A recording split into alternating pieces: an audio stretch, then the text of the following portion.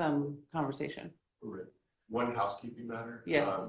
We would like to offer the slide we had with the timeline on it we used yesterday as plaintiffs. Oh yeah, you had told me that, and then you never went back to it. A lot of comments yesterday about my moving around on exhibit numbers for my team. So Actually, yeah, you did fine. But I have timeline written down, but no, we never went back to it. So it would be number. We'll make it 99 just because of how we have things. 99? No objection. And no objection. So then plaintiffs 99 is admitted. Yes, sir. Thank you. That's all from us. Okay, and so you passed Mr. Eastland, and so do you have any questions for Mr. Eastland? I do, Your Honor. Okay, so then Mr. Eastland, where are you? You remain under oath from yesterday.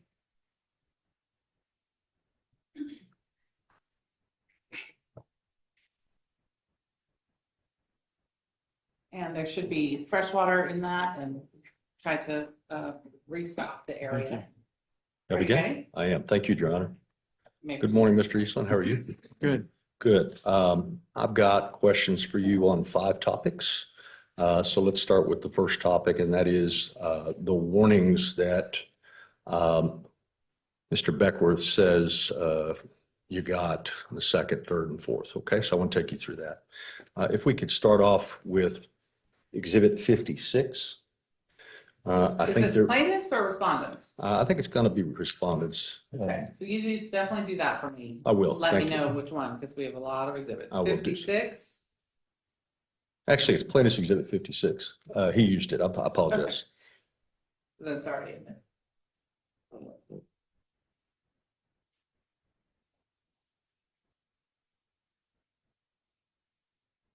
So I don't know, we changed how we're doing it, so I don't know what's happening. Yes. That might be big enough. Is there a way to make Big it? enough? Can you make it bigger? I don't think that well, I can't even see it on the monitor. Can we make you? it? I can see it But big enough? Can we make them big, full screen? somewhat. Does your chair have wheels today? Yes, I can. Yes, it does. Good. Well, we changed the system. We changed the system to try and make it work better. So that means sometimes it doesn't work better. That's good. Okay, there we go. I think this was put up by Mr. Beckworth to contest the statement about the warnings at the end of the first paragraph. Do you recall that? Yes. Okay, and I want to visit with you about that topic if we could. If we could start off with Plaintiff's Exhibit 86, I believe this was the first thing that Mr. Beckworth put up July 2nd at 3:35 p.m. Could you speak up? I can't. I can also turn that up.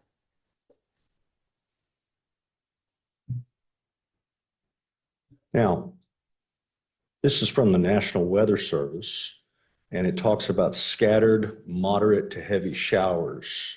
You see that? Yes. Okay. By way of context, does the Hill Country see scattered moderate to heavy showers on a frequent basis? Yes, I do. And then we go to 6:05 p.m., Plaintiff's Exhibit 79. And this is from TETM, which is the Texas Department of Emergency Management. Are you familiar with TETM? Yes, sir. Is this something that Mr. Beckworth appears to have gotten off their website? Yes, it does. At 6:05 p.m. on July the 2nd, did you receive a text from TETM? No, I did not. Did you receive an email from TETM? No, I did not. Did you?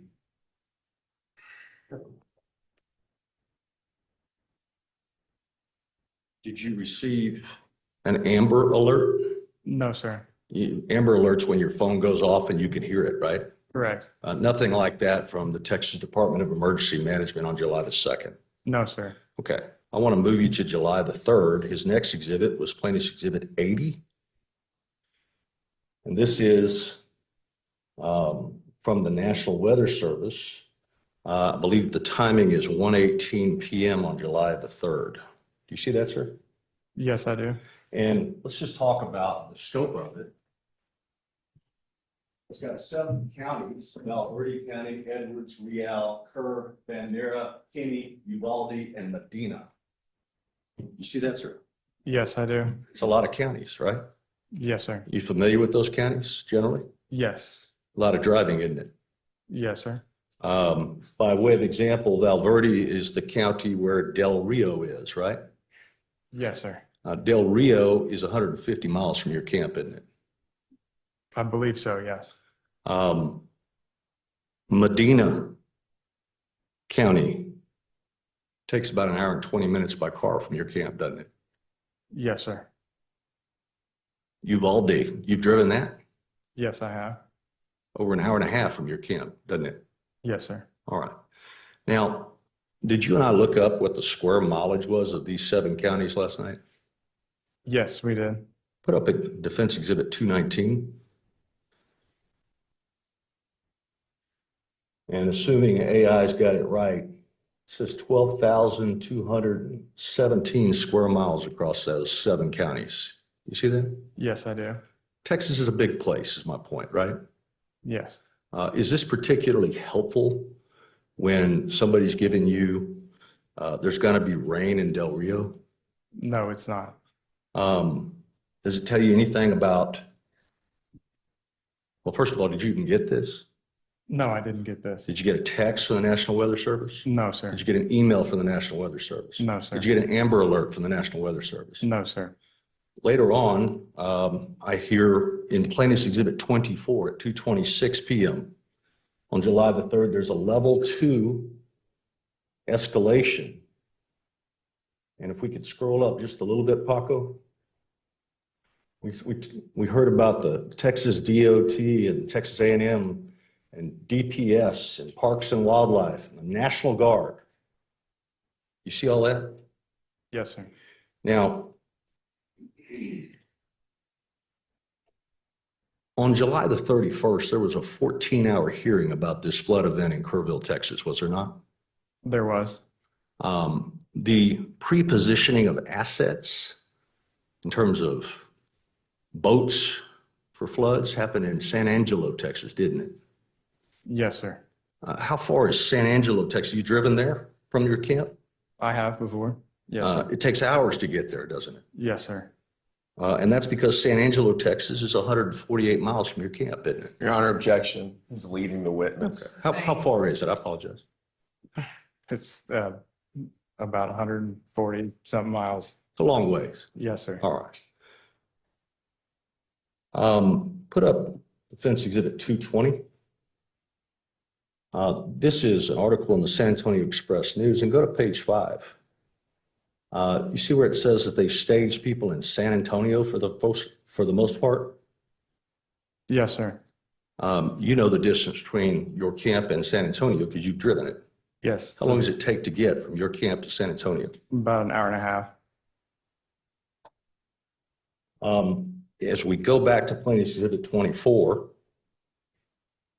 this level 2 escalation, my question is, in Kerr County, where your camp is, did you get told about anybody from the DOT, Texas A&M, Department of Public Safety, Parks and Wildlife, the National Guard? Were any of those in Kerrville, Texas, to your knowledge, on July the 3rd?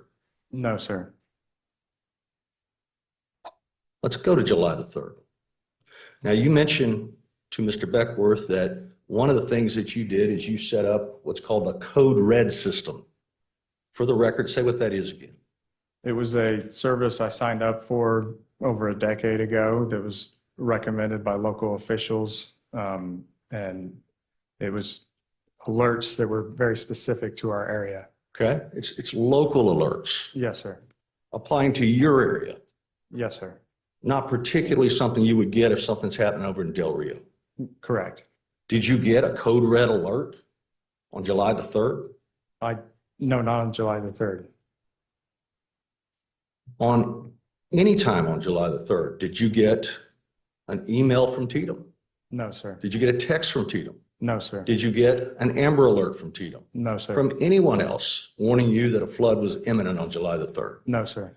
Now, Mr. Beckworth suggested to you that it had rained all day on July the 3rd, and you said that's not true. No, it's not true. If we could put up Defense Exhibit 223. What does this appear to be to you? Those are the counties in central South Texas. Now, so we can orient everybody. What is this county that I am showing right here? That's Kerr County. And in terms of the location of your camp, It's about right there. Yes, sir. okay, so we're a little bit halfway across the center point, east-west, and about the middle of just that section on the left. Is that right? Yes, sir. All right. Now, let's keep our eye there and let's go through. When you tell Mr. Beckworth it didn't rain all day on July the 3rd, let's decide who was right. You see the time up on the top, we're at 2:20 p.m.? Yes, sir. Okay. Paco, run it to 3 o'clock just for a second as we stare at Kerr County. Stop. Any rain at Camp Mystic at 3 o'clock? No, sir. Take it to 4 o'clock. Any rain? Maybe a little spot there? I believe we were a little bit farther west of that spot. Okay. Let's go from 4 to 5 and see whether your camp got rained on. Stop. Any rain between 4 and 5 p.m.? No, sir. Let's go to 6 o'clock. Anything? No, sir. Let's go to 7 o'clock. Any rain between 6 and 7 p.m. on July the 3rd? No, sir. 7 to 8. Anything? No, sir. 8 to 9. Any rain? No rain.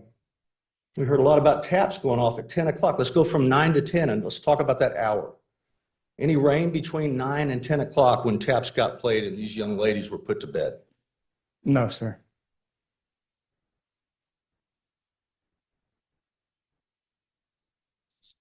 Is your camp a camp that sleeps all day and works all night? No, sir. Are these girls in activities during the day and sleep at night? Yes, sir. Your family that runs the camp, when the girls are sleeping, do you try to get rest as well? Yes, sir. After taps, do you guys stay up all night drinking whiskey? No, sir. At 10 o'clock on July the 3rd, when everybody was put to bed, was there any rain over Camp Mystic? No, sir. Let's go to 11 o'clock.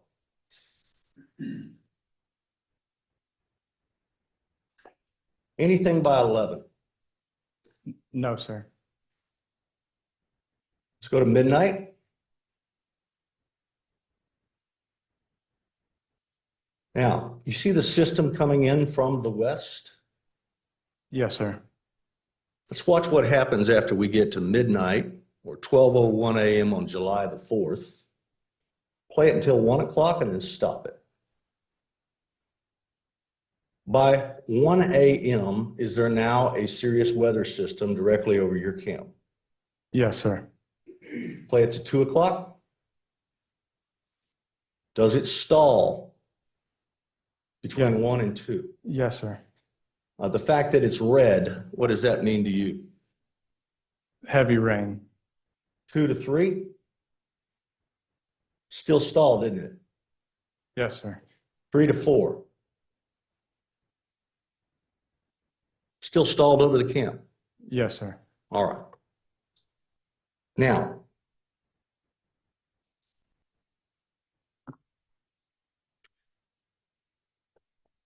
your brother, Richard Eastland. A lot of discussion yesterday about why he didn't come to help. You remember that? Yes, sir. Is he the cook? Yes, sir. He's the head chef and kitchen manager. And how many kids was he feeding out there on a daily basis? He was at Guadalupe. He was feeding about 500 people, all the And- staff and campers. Does his obligation to cook Yes, it include is. an obligation to serve breakfast? Yes, sir. And what time is breakfast served? It's normally at 8 a.m. every day. And is breakfast one of those things at a Christian camp that just magically is like manna from heaven and drops down and it's there, or do you have to prepare it? They have to prepare it. Now, my daughter worked at a bakery. You had to have it ready. What time in the morning do those people have to get up to prepare breakfast so that 500 girls are ready to eat breakfast at 8 in the morning? It varies. I believe he's always the first one there. I know he was doing barbecue for 4th of July that he was getting up early for. Now, knowing you got to get up early to serve breakfast to 500 young ladies and prepare the barbecue for July the 4th, is it a good idea to get some sleep? Yes, sir. Was your brother up drinking that night? No, sir. Suggestion about your father being a big bourbon drinker. Did you hear that? Your Honor, we need to lay a predicate that he actually knows what they were doing before he can answer that question. So I object that it's leading and there's no predicate to it. And the testimony yesterday was that he didn't know where his brother was. I'll sustain that objection. Do you have any information that your brother was out drinking, as was suggested by this lawyer yesterday? No, I don't. Okay. With respect to your father, you have more specific information, don't you? Yes, sir. Some of these lawyers decided to do what's called a stripper deposition to get the autopsy and toxicology reports of your father's body, didn't they? Yes. You've seen that report, haven't Yes, you? I have. We won't put the autopsy report out of respect for Tweedy, but let's put up the toxicology that they have possession of, Defense Exhibit 222. Was his blood specifically tested for alcohols and volatiles? Yes, it was. And what did the Bexar County Medical Examiner's Office toxicology report show with respect to the presence of alcohols and other volatiles? It says none detected. Now, 1:14 a.m. Were you asleep at 1:14 a.m.? Yes, sir. Did your phone go off like it should when there's an Amber Alert designed to wake somebody up? No, it did not. Did you hear a text in the middle of the night at 1:14 a.m.? No, sir, I didn't. What woke you up that morning of July the 4th? My father called me on the radio. Now, the radio is a two-way device where he had one end and you had the other. Yes, sir. And where was that radio when you heard your father call you at 1:30 in the morning? It was right by my bedside. That's what woke you up. Yes, sir. So we know that when an audible signal is given to Edward Eastland at 1:30, you wake up. Yes, sir. But when a text signal with no audible signal whatsoever happened at 1:14, you slept right through it. Yes, sir. When your father called you at 1:30, what did he ask you to do? He asked me to come to the office because we had gotten 4 inches of rain in the last hour, and he wanted us to start moving the waterfront equipment and canoes. Did you wait around and tell him, wait, Dad, first I've got to check all the texts that came to me while I was sleeping? No, I didn't. Did you check for your text before you went to the office at your dad's request? I don't believe I did. No, sir. Have you since gone back and searched the data in your phone to see when it is that you actually got texts? Yes, sir. Do you deny that a text was sent to you at 1:14? No, I don't. You just didn't see it. I didn't see it. No, sir. What are the times when you got subsequent texts warning about weather events? What are the times? Yeah. Many other times. Well, let's talk about that for a second. Where were you at 3:35 in the morning? At 3:35, I was in the Twins 2 cabin. Did you have your phone with you when you were in neck deep water with all those girls? No, I didn't. Where was your phone? It was in my truck. Does the record for your phone show that you got a text at that point? I got that Amber Alert at 3:35, the one that really goes off, but my phone was in my truck and I was already in Twins 2. Does the record inside your phone show you received another Amber Alert? Yes, sir. What time did that one come in? That was, I want to say 4:30 something. Okay. Where were you at 4:30 something? I was in the tree. And just for a precise record, if the data shows it was 4:46, where were you at 4:46 when this Amber Alert came through? At 4:46? Yeah. I was in the tree. Were you holding onto your phone in the tree with all those girls? No, sir. Where was your phone? Why didn't you tell everybody about that warning? It was still in my truck. Okay.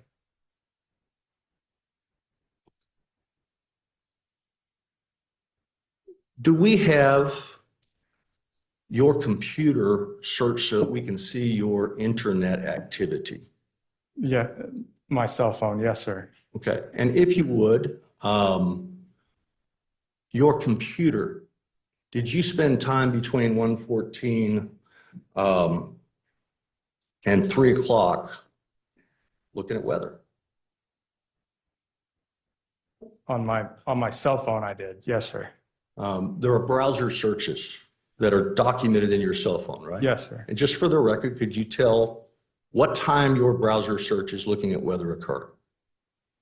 I do have notes that have the exact times. Get it right. Okay. Pull them out and use them. He can see them. It's okay. Sorry, there were a few of them. So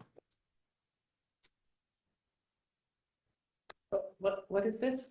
It's It's a piece of paper. it's my exact times. I was searching the browser history. Well, Let me show it to council person. yes, I just wanna hear it. absolutely. Let's follow the rules That's fine. today.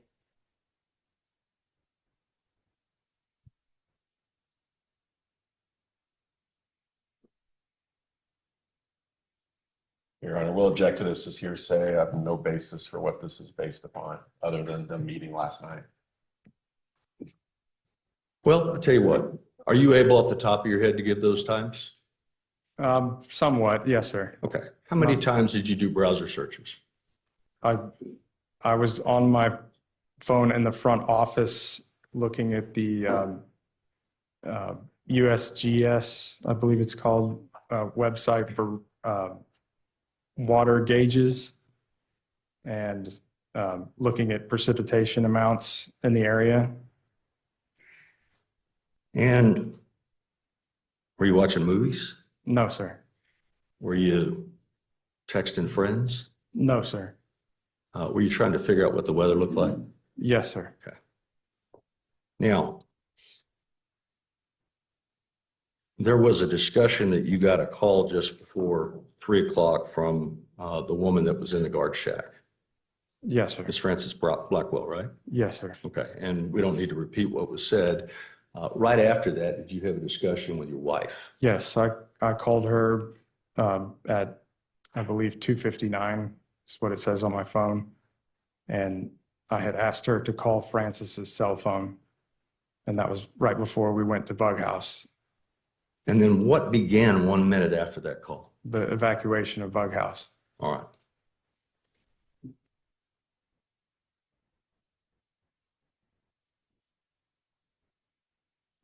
With respect to Lieutenant Governor Patrick, remember that came up, right? Yes, sir. When is the first time you ever met the Lieutenant Governor of the state of Texas? I believe it was July 7th. And how much time did you spend with the Lieutenant Governor of the state of Texas? It was maybe about 2 hours. And describe for the court what happened during those 2 hours, what you did with the Lieutenant Governor of the state of Texas. I walked him through the events of that night. And Where did you walk him? we went all through the flats cabins and we went all the way down to Bug House. We went to Bubble Inn and Twins. The Lieutenant Governor of the state of Texas got a 2-hour tour from Edward Eastland describing what happened and when. Is that right? Yes, sir. To be fair to the Lieutenant Governor, was he friendly to you? Yes, he was. Was he empathetic? Yes, sir. Was he cordial? Yes, he was. And did you try to do the same with him? Yes, sir. Did you all have a text communication later that evening? We did. If we could put up Defense Exhibit 214.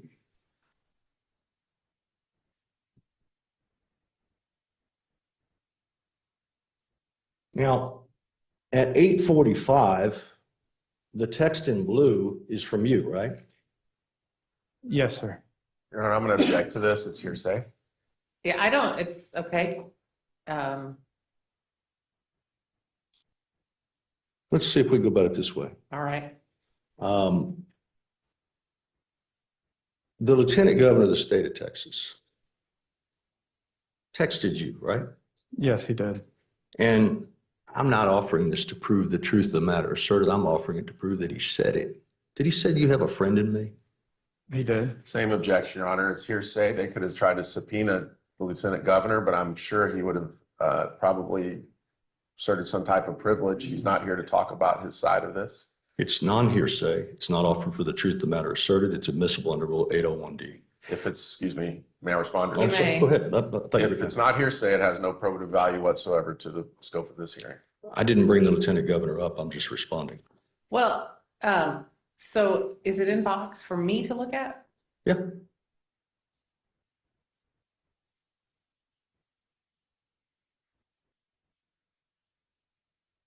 Sorry, I have the wrong file. Oh, I don't have box.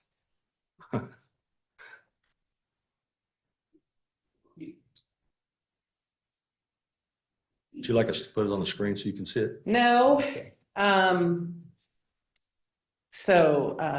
oh, yeah, sure. Well, We're not in front of a jury. I don't know. I'm annoyed because we're supposed to make sure I have everything I need in here. Okay, but I don't, so I'm gonna figure out how to do this. So, I'm having a hard time knowing how a text from the lieutenant governor is anything other than hearsay. I don't know what he says in it, so I don't know if you're trying to prove that what he says is true, but it sounds like you are trying to say that what he says in there is true, at least as to what he told Mr. Eastland. That's not hearsay. That's to prove that it was said. The matter asserted, the hearsay rule says it's got to be proven to prove the truth of the matter asserted. Obviously, Well, you're trying what he to said is not true. prove that it's true that he said that to Mr. Eastland. That's not hearsay. That's Well, a why are we statement. listening to it then? Because they brought up my text with respect to the lieutenant governor, and I'm proving what happened. Yes, sir. Our bringing that up was very limited to the fact that there was an investigation by the Texas Rangers and what's going on with dishes, and Mr. Watts's response to that has nothing to do with what happened on July 7th. I'll tell you what, we've got another exhibit that's already in evidence by agreement, so we'll put up Defense Exhibit 110. Okay, We'll and go then back we're there. gonna get this fixed. So That's I can fine. look Yeah, at it. we can come back to it. On the day that he was texting you on July the 7th, we have 110? Sir? Yeah, thank you. What are you waiting for? Your exhibit? Yeah, he's trying to, Can he not put his exhibit up? there we go. Nope, I'm sorry. 215. Play it real quick with audio. Excuse me, ma'am. What number was this? 215, he said. Also not admitted into evidence. What is admitted were the ones 110. you You're offered. right. Let me move to 110. I'll move off the lieutenant governor. Let's go to 110. 110? Yes, ma'am. This is already in it. I apologize. I misspoke.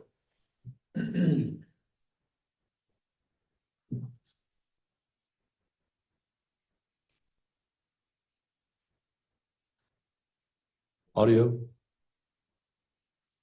I mean, they don't control this themselves anymore? This, Are you set to press? For your son? It is. this is the one y'all played when you tested it.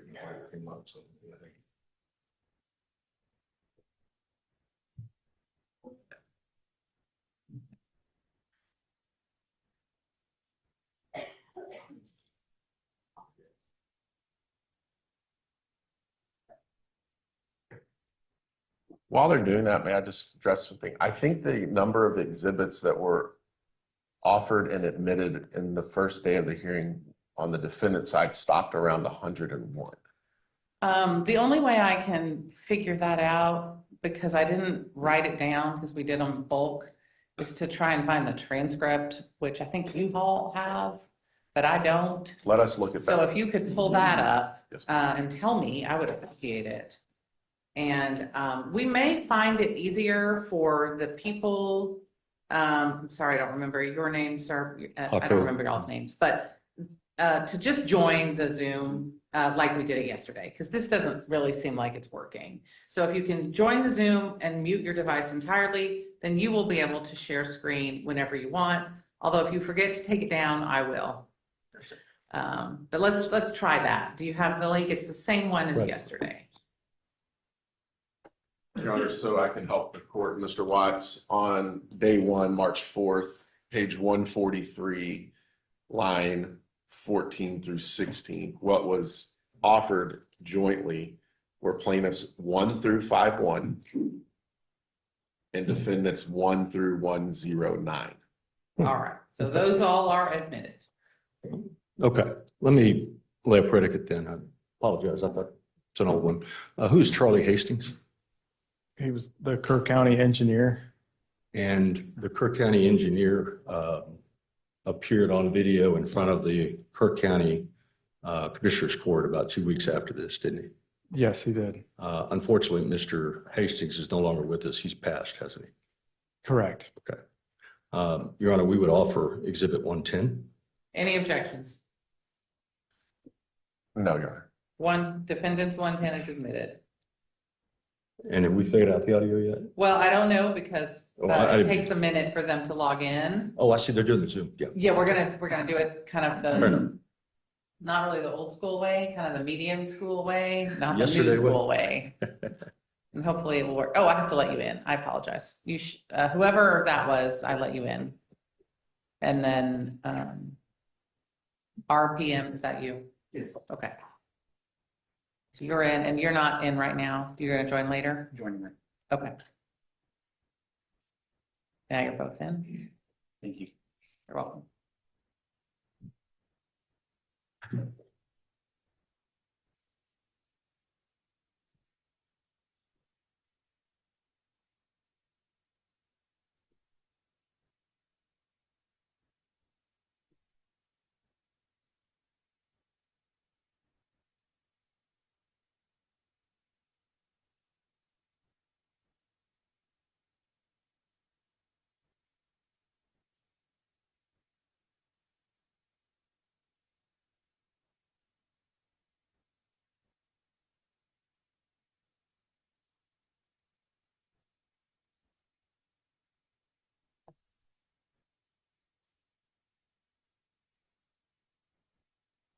So you need to connect to a second monitor very quick.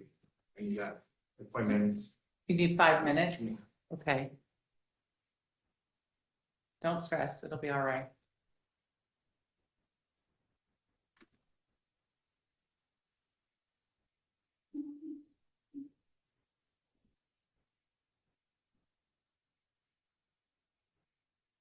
Would it work for me to go to a different topic while he's doing that, or you want to wait? I don't want to make you change your order, but if you're willing to do that, I'm willing fine to. with it. Okay, I can do something different and not waste the time. Something without. Yeah. Let me go old school, as you said. There you go. Can I approach the easel? Yes, Okay. I mean, it's theirs, right? But they don't mind sharing. No, please. Okay. You might want to move it so the witness can see it a little better. I can. You can see okay? Yes, sir. All right, I just want to get some dates. We're going to move to a different discussion while we're waiting on the video. That is the subject of timing. If we could, when was it that Camp Mystic first sent an email out to its camper community that it was planning to conduct camp at the Cypress Lake facility in the summer of 2026? I believe it was September 22nd. Okay.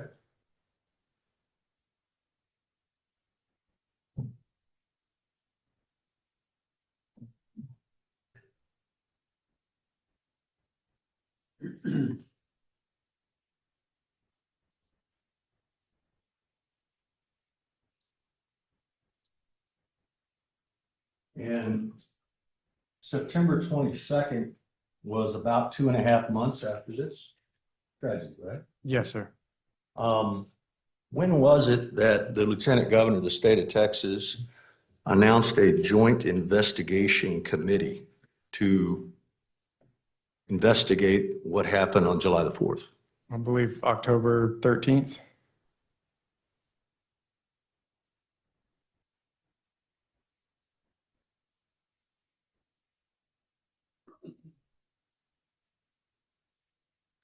Did Camp Mystic write a letter to the Joint Investigative Committee inviting them to immediately come to Camp Mystic?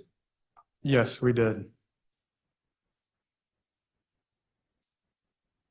When you wrote that letter, did they come to the camp in October?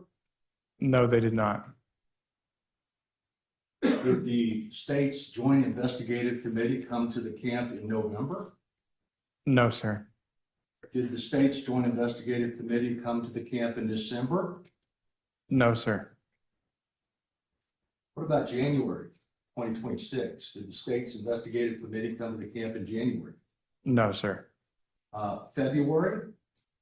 Did the state's Joint Investigative Committee come to the camp in February?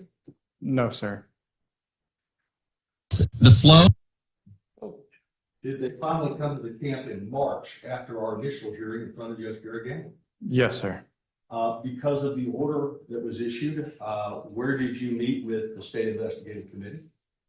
I met with them at the Cypress Lake camp. Okay. In order to be in accord with her order, right? Yes, sir. All right. And so on April the 20th, the camps received a letter asking if this investigative committee and the legislature can come out there, right? Yes, sir. Are you asking this, her honor, to modify her order to allow that to happen so that these legislators can come out and do their job? Yes, sir. Oh, fair enough. Let's go back to my previous topic. I'm sorry, you received a letter dated April 20th? No, they want to go out April 20th. Okay, are you gonna give me that letter at some I'll get point? you. Sure, Okay, I will. because the last I heard is you don't think I'm allowed to do anything Well, with this order. I just want to ask the court's permission. Okay. We didn't let the people go down there before, and they want to go down there, so I told them I'd ask. Okay, Okay, let's go back to where we were. May I ask a clarification? Just, you didn't let, may I, Your Honor? you, well, I don't think you get to ask Mr.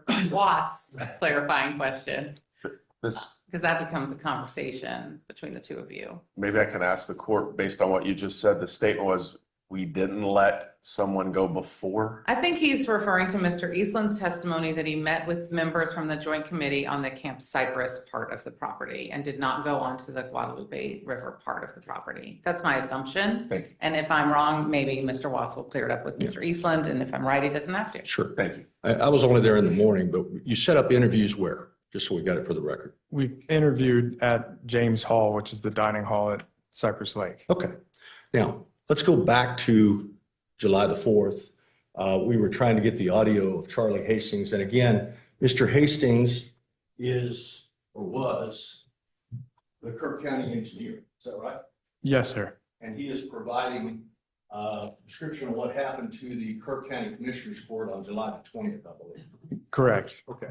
We're going to play it, and then I've got some questions for you. At 12 a.m. at the Hunt gauge, and you can look it up yourself, was approximately 53 gallons per second. You could jump across it. It rained for 3 hours straight in that basin, and we've seen some data from the National Weather Service. Let's see if we can get it to run. At 12 a.m. at the Hunt gauge, and you can look it up yourself, was approximately 53 gallons per second. You could jump across it. It rained for 3 hours straight in that basin, and we've seen some data from the National Weather Service, and I've seen the images where it looks like a giant hurricane just sat. No wind, it stayed in one spot, and it put all of its might into that one drainage basin. I'll start over again, but you may need to turn this on. I'm being told that maybe if you turn your volume down, it'll help. Oh, okay. So the microphones in the courtroom are very, very fancy. So fancy that sometimes they don't work the way we would like them to. And if they think it's too loud and will cause feedback or other problems, they cut Makes out. sense. So Just turn maybe it- if we turn, and I have everything cut up kind of loud Okay. today. Thank you, so. Judge. Yeah.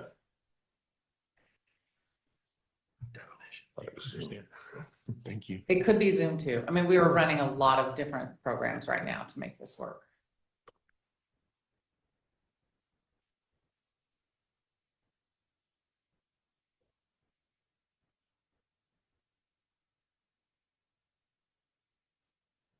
The flow at 12 a.m. at the Hunt gauge, and you can look it up yourself, was approximately 53 gallons per second. You could jump across it. It rained for 3 hours straight in that basin, and we've seen some data from the National Weather Service, and I've seen the images where it looks like a giant hurricane just sat. No wind, it stayed in one spot, and it put all of its might into that one drainage basin. Okay. Turn off the speaker and just play it off your, we can hear it from there. You can move the attorney speaker next to it. Yeah, that's a good idea. Thank you. Just play it on.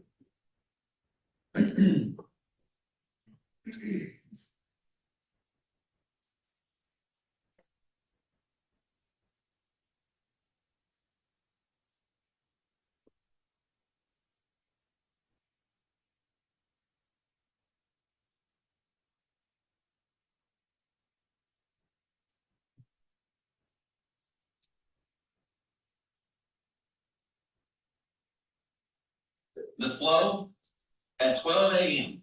at the Hunt gauge, and you can look it up yourself, was approximately 53 gallons per second. You could jump across it.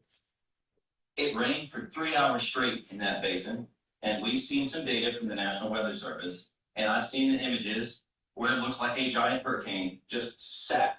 No wind, it stayed in one spot, and it put all of its might into that one drainage basin. It picked up a little bit of the North Fork drainage basin, a little bit of Johnson Creek.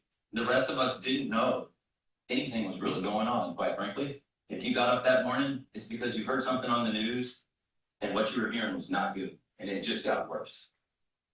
A nightmare. I would like for somebody, I haven't had a chance to do this, but I thought about this last night. Can somebody please show us a graphic of just the South Fork of the Guadalupe River and show us how many acres that is and how big it is, and recognize that it is 100% limestone with shallow, friable, rocky soil.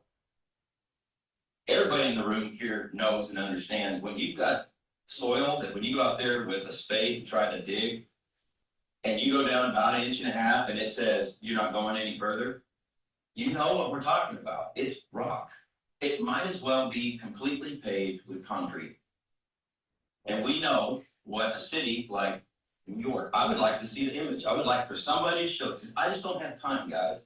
Somebody needs to take the image of that entire drainage basin, and they need to figure out how steep it is, but it is very steep the whole way. It is a giant funnel.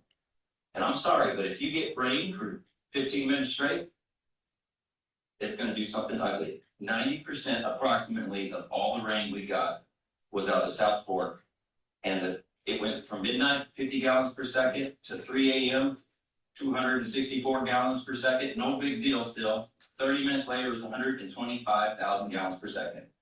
Folks, that's a 10-foot rise that every one of us has seen.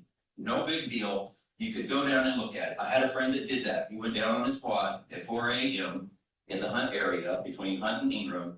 And he said, Charlie, I've seen it 1,000,000 times. If he would have stayed there just a few more moments, he would have been swept away. He made it back. At 4:06, he put his head down. At 4:30, his mother called, because she lives in the cabin on the property, and said there are people with flashlights in the field, and the field is full of water.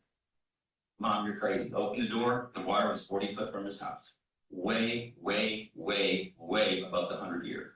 Way above the 500-year. Because I have those. Unfortunately, the studies we have don't show the 1,000-year. It's off the charts. Okay? But we're going to fix that.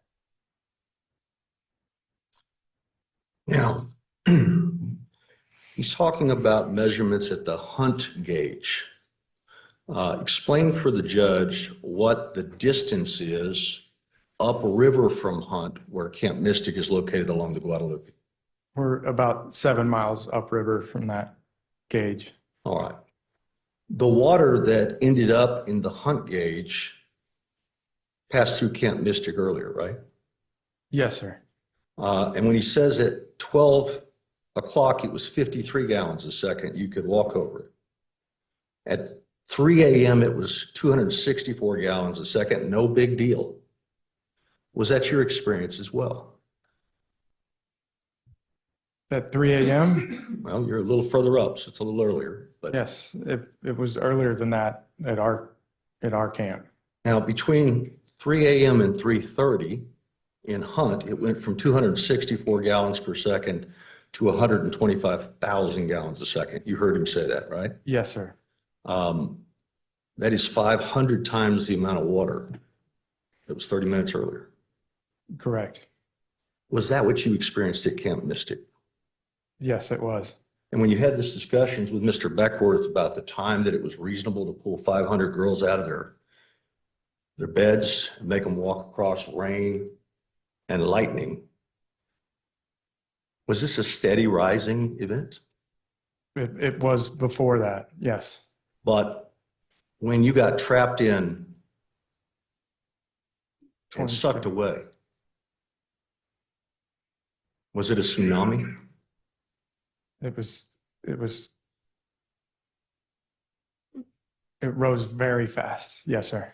And before that wall of water came in, that took it from 264 gallons a second to 125,000 gallons a second, did you receive an Amber Alert from the state of Texas saying our flood detection system upstream of Camp Mystic has detected a wall of water?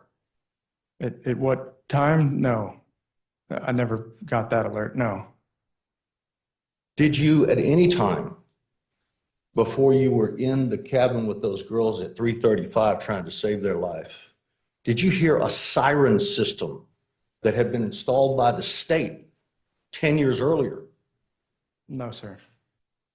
Did any sirens go off before you were sucked out of that cabin with those girls draped around your neck? No, sir.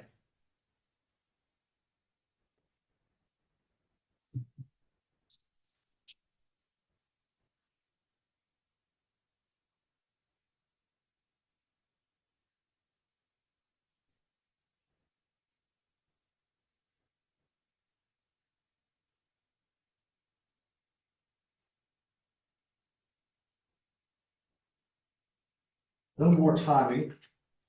Can you unshare, please? Unshare.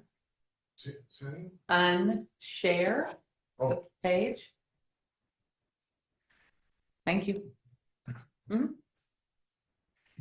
Ready to go? Yes. Okay, perfect. When was the date that Camp Mystic filed its formal application for license renewal? I believe March 31st.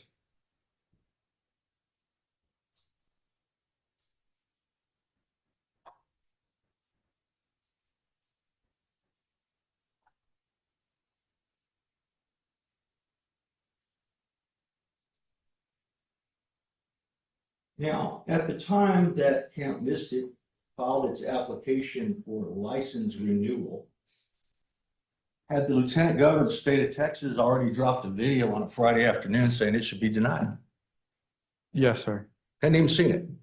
No, sir. When the license renewal was submitted by Camp Mystic to the state of Texas, we're about 4 days shy of 9 months from this tragedy, right? Correct. In the 9 months prior to the license application, had the Texas Rangers ever been asked to investigate you? No, sir. Objection. Sorry, I'm trying to be quick.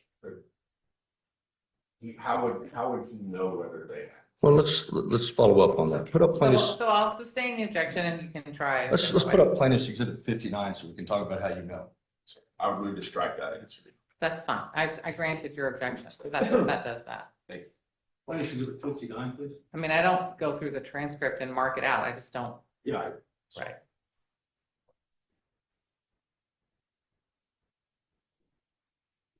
The Office of the Lieutenant Governor, Dan Patrick, on April the 7th,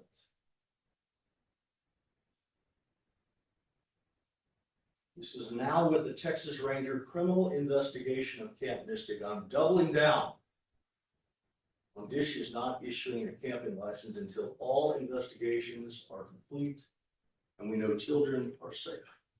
See, that's wrong. Yes, The Lieutenant Governor is doubling down 7 days after the formal application is submitted, right? Objection, we need.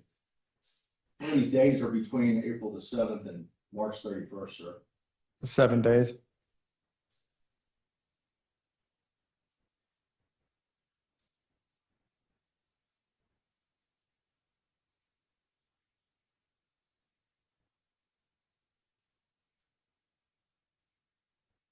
This criminal investigation that is allegedly going on. Had anybody notified you before you submitted the camp application that this was now a crime scene? No, sir. Had anybody from the Texas Rangers contacted you to start this investigation in the 9 months before the application was filed? No, sir.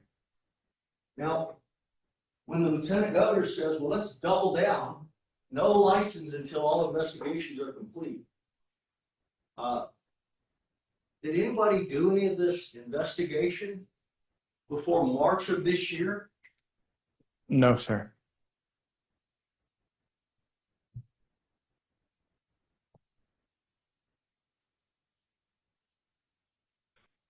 Plaintiff's Exhibit, 60.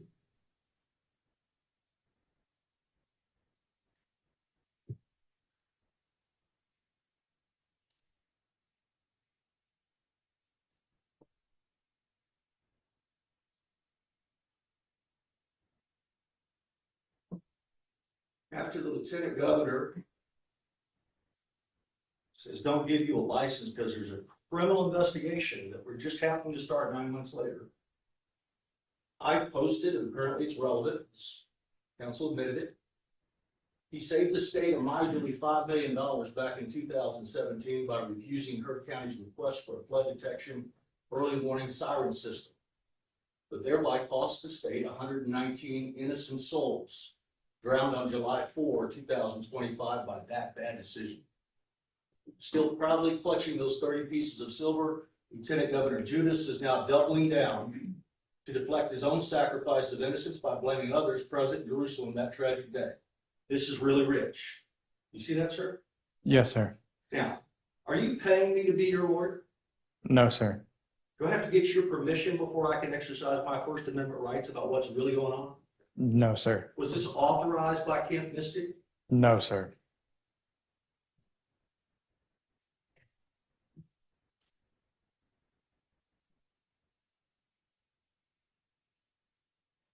Judas is kind of a relevant character to what happened with Easter, isn't it?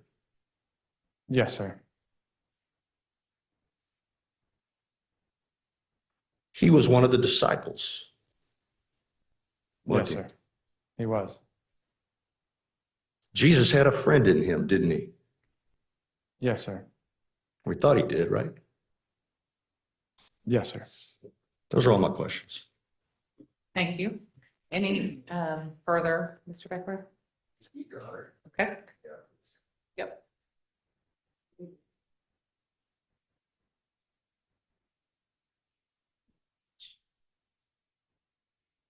That's one moment. Yes.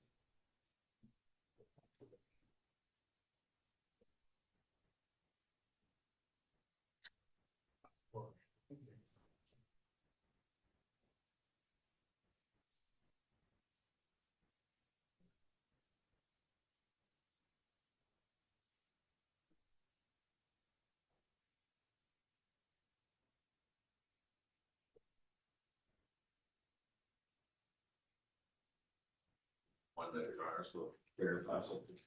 I just click the clock over and let it go, so. Okay, well, then they'll look at that.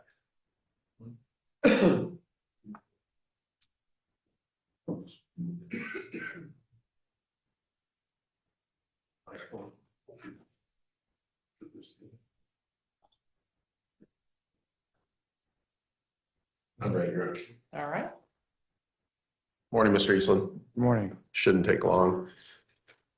So Mr. Watts just asked you about awareness of the criminal investigation. Do you recall that? Yes, sir. Your testimony was that you didn't know about it till March 31st?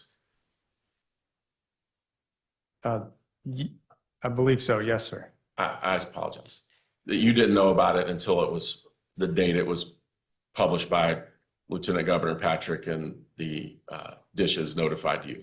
That's a better way to say I it. believe so. Yes, sir. That's a false statement, is it not? I don't believe, I don't remember. Well, you were here on March 4th, correct?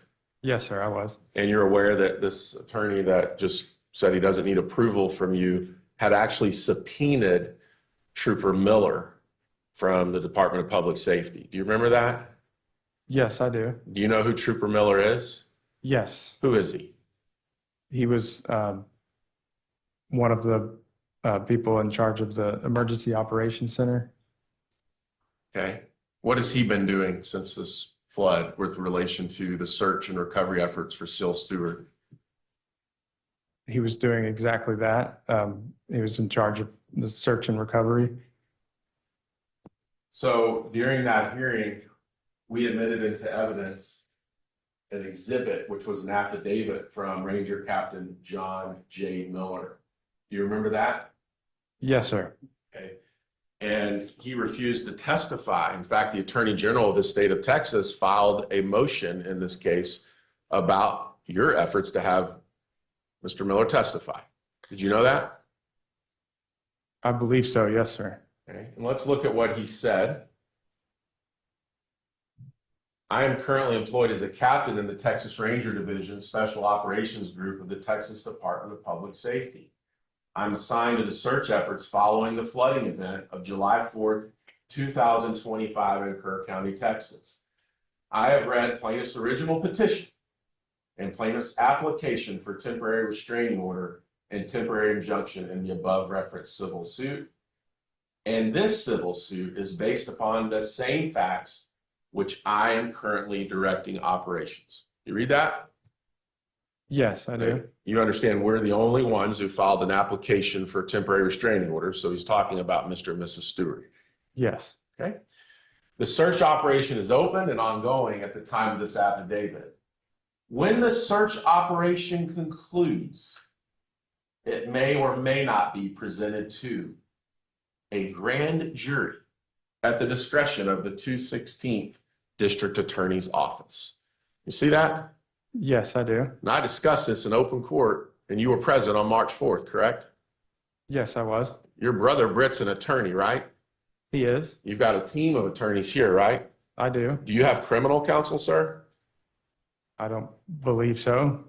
Do you know whether you have criminal defense lawyers? No, I don't. Why would you laugh about that? I don't understand a lot of things, so I'm still learning all of this. Well, let's look at what they say next. He says next. Until the search operation is concluded, I cannot testify or release information that is material to this pending operation, nor should identical or substantially similar material information be released by DPS. This serves the public interest by protecting the integrity of the criminal justice system, as well as protecting the rights afforded to any potential criminal defendant under the laws of the state of Texas and the United States of America. Were you familiar with that statement? I don't believe so. Let's look at the date of this.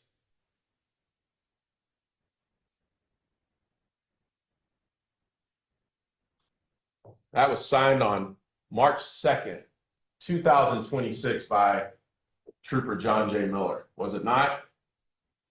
It was. Okay, so the idea that when your camp filed its application with dishes, that you didn't know that y'all were under a criminal investigation or potential one that involved a potential referral to the district attorney in Kerr County, Texas. That is a categorically false statement, is it not? I don't believe so. I didn't know that's what that meant. No one bothered to explain it to you. I don't think so. No, sir.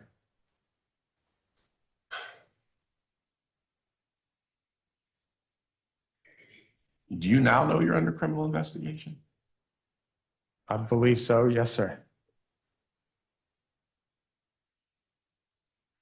Now, you referred to a meeting that the investigators from the General Investigation Committee or Investigative Committee had at your camp, correct? Yes, sir. That was after Judge Gamble signed the temporary injunction in this case, correct? Correct. Now, you made some statements that intimated that that visit actually occurred at the Cypress Lake facility. Isn't that what you said? Yes, sir. That's a false statement. We did meet at the James Hall dining hall at Cypress Lake. Yes, sir. Well, that may be true, Yes. but you omitted some material information, correct? I was wondering why he didn't ask me that, but yes. I was wondering that too. Yeah, Because there was a little bit more to it, wasn't it there? was. Y'all actually went and toured the grounds, correct? We did, and they really wanted to go see over there. That's right. We didn't try to stop it, did we? No, you didn't. And West Verdell wanted to go too, right? Yes, correct. He invited over 100 legislators to go and visit that camp despite her order, correct? Correct. And are you aware that your lawyer, Mr. Watts, tried to put me in the middle of it and say that we were blocking it and they couldn't go? Did you know that? I believe so. Yes, sir. Did you know that West Verdell himself called me and asked me if he could go? I didn't know that. And did your lawyers tell him that all we did was say, Mr. Watts, Mr. Verdell, and his chief of staff, there's a pending temporary injunction and you need to get with Camp Mystic and Mr. Watts and see if you can do it in compliance because it's not my job? Did you know that? Yes, we did not let West Verdell or the other congressman go to the Guadalupe side. That's false as well. No, it's not.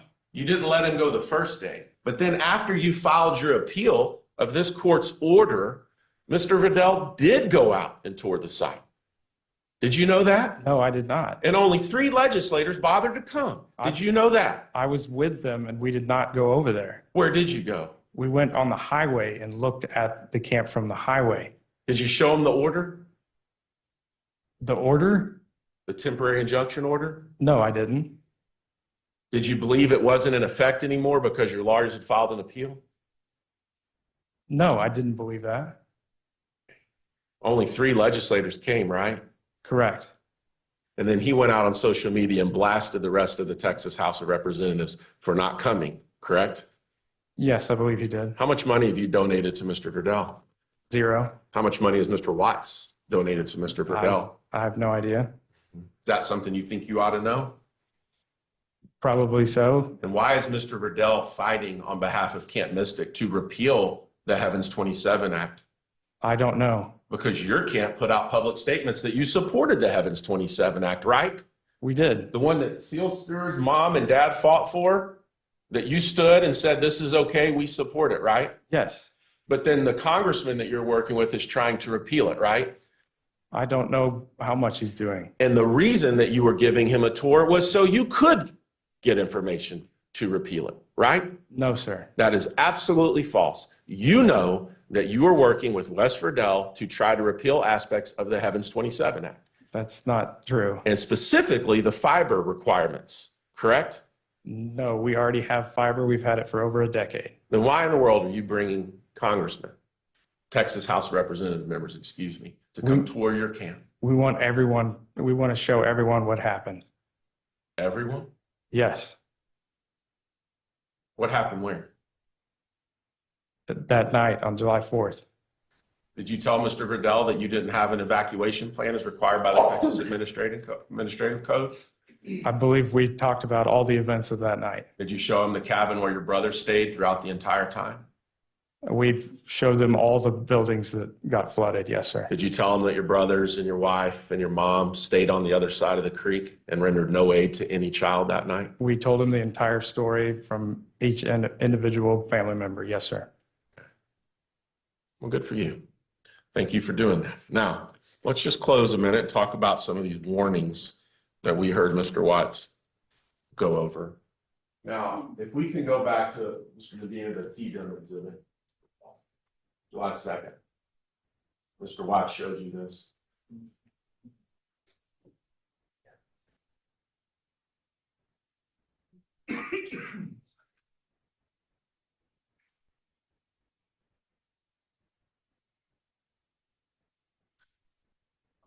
So we'll get the number in just a second for the record, but this is the July 2nd TDIM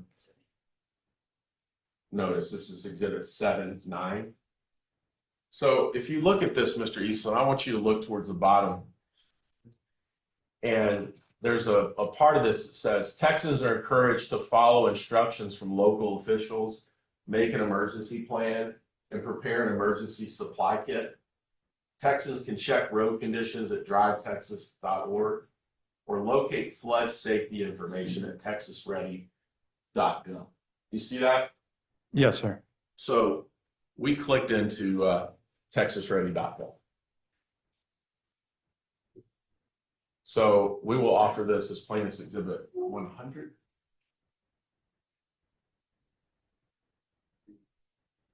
Your Honor, I'm going to play this for just a second. It's a public YouTube. Go ahead, Mr. McGinn. Roughing it with your family and pets can be a fun adventure. But what if you had to rough it for real after a disaster? With no power, no clean water, no food, no fun. That threat is a daily reality in Texas. We have more disasters than any other state. So make sure you have what you need to survive for at least 3 days. Get ahead of what's ahead. Be informed, make a plan, build a kit. Hashtag Texas Ready. Go to txready.org for more information. So if you go back just a second, the last part, let's look at what's on the Texas Ready website. You see at the bottom, that's from the Texas Department of State Health Services. Yes, sir. That's what we call DISHES, right? Yes, sir.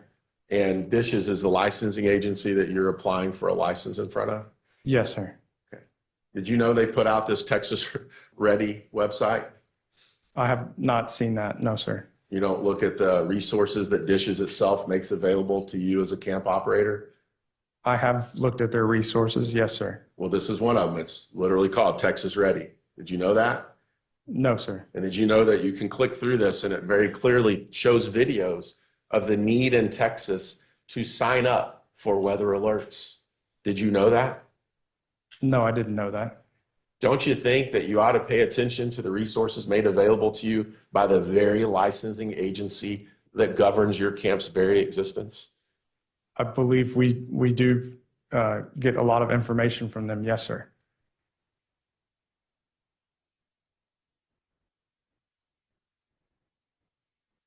Now, you understand that there's also something that called the IPAWS system. Do you know what that is? IPAWS? I believe I've heard of it. Well, your attorney talked about Amber Alerts a minute ago. Do you remember that? Yes, sir. You understand there's Amber Alerts don't apply to weather. Right. That's Yes, for sir. child abductions. Right. Now, in retrospect, maybe you should have notified 911 to put an Amber Alert out for the 27 missing children that day, but y'all never called 911 until way after the flood, right? I don't know the exact time. Okay. There was no Amber Alert related to this flood. Right. It was a government alert, I guess you could call it. So references to Amber Alerts was another misleading thing, right? It was the style that most people get when they get an Amber Alert, that loud noise on your phone. Okay. Yes. Past 70 years, the National Emergency Alert System has played a crucial role in keeping our communities safe and informed. If there's an emergency today, are you and your family prepared? Do you know what's right around the corner? IPAWS is continuing to evolve, keeping up with the latest advancements in technology so that we are always prepared for what comes our way. Through devices like your TV, phone, and radio, you can be alerted no matter where you are, anywhere, anytime. From local notices to national emergencies to regular testing, iPause is America's trusted system for local emergency alerts. iPause has a variety of alerting pathways that are always ready to make sure that you get the information you need to act in emergencies. Wireless emergency alerts, or WEAs, send verified messages right to your mobile phone. The Emergency Alert System, or EAS for short, delivers important information from trusted officials right to your radio or television. And NOAA weather radios can deliver both weather and non-weather related emergency messages via these special devices. Through iPause, alerting authorities can send alerts to specific geographic areas, ensuring that you have the information you need to take action. In an emergency, every second counts. iPause is always ready to deliver simple and trusted alerts that you can rely on, delivering authenticated messages and life-saving information. No matter what device is nearby, you can stay informed. iPause, the Integrated Public Alert and Warning System, FEMA's national system for local alerting that provides authenticated emergency and life-saving information to the public. Now, Mr. Eastland, I grew up in the country and I didn't have cable TV, so I had 3 channels. But I used to watch these public service announcements. Like, did you ever see Louis the Lightning Bug or any of that when you're growing up? I don't believe so, A no. little younger than me. But you know what a public service announcement is, right? Yes, sir. Okay. So now we see those available on the internet, right? Yes, sir. So did you ever watch this before? I haven't seen that video, no, sir. Did you learn anything just now? I learned about iPause, yes. You understand that the federal government, using mine and your and everyone in here's tax dollars, has created a system that gives free, readily available alerts to weather events to all of us. Did you know that? I believe it comes in many forms, yes, sir. And as a camp operator, shouldn't you have known that before today? I was signed up for the Code Red system and I had lots of weather apps. Yes, sir. Okay. Do you understand that the National Weather System, funded by the government, that's available for free to all of us, their information, has actually classified 3 types of warnings with relation to flash floods? Did you know that? I believe so, but could you remind me what they are? Sure. There's categories 1, 2, and 3.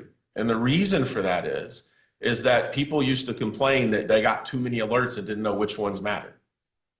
Right. You probably remember at times getting alerts, you're like, that doesn't really apply to me. You know what I'm talking about? Yes, sir. Okay. So now the way the government's warning systems works is you only get a warning of a flash flood if it's 1 of 3 levels. And the second level is called a considerable threat.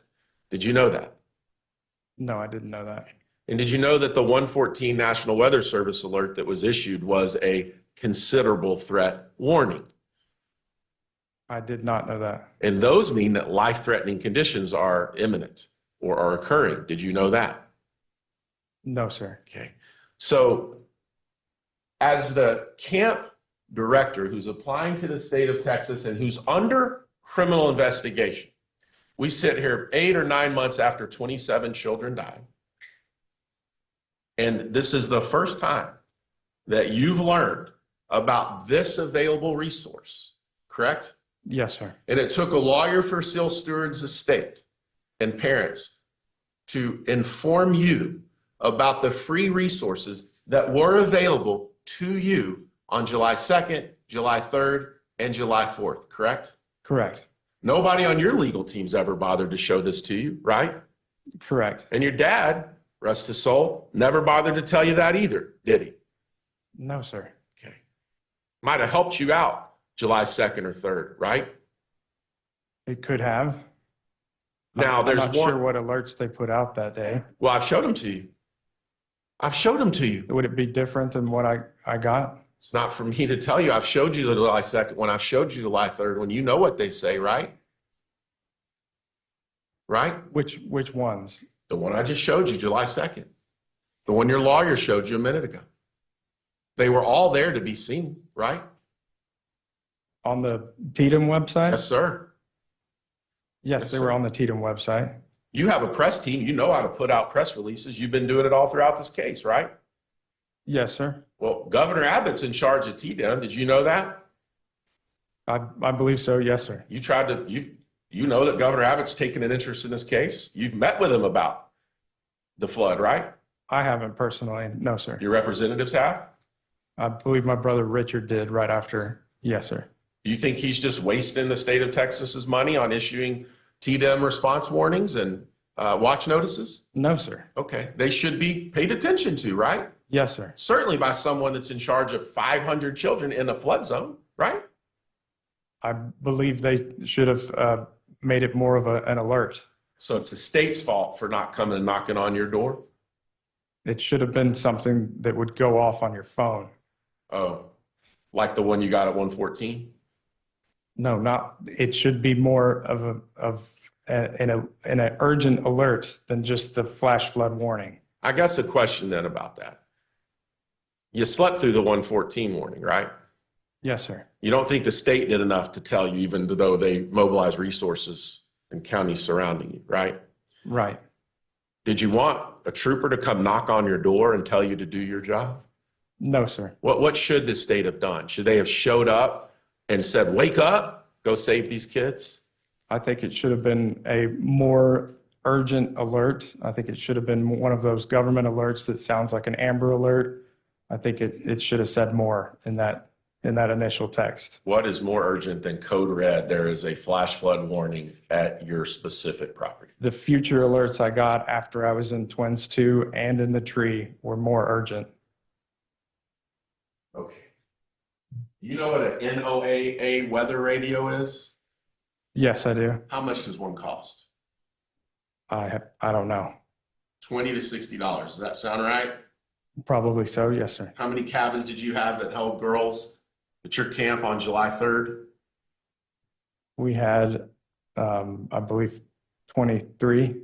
Okay. So 23 times 60's how much?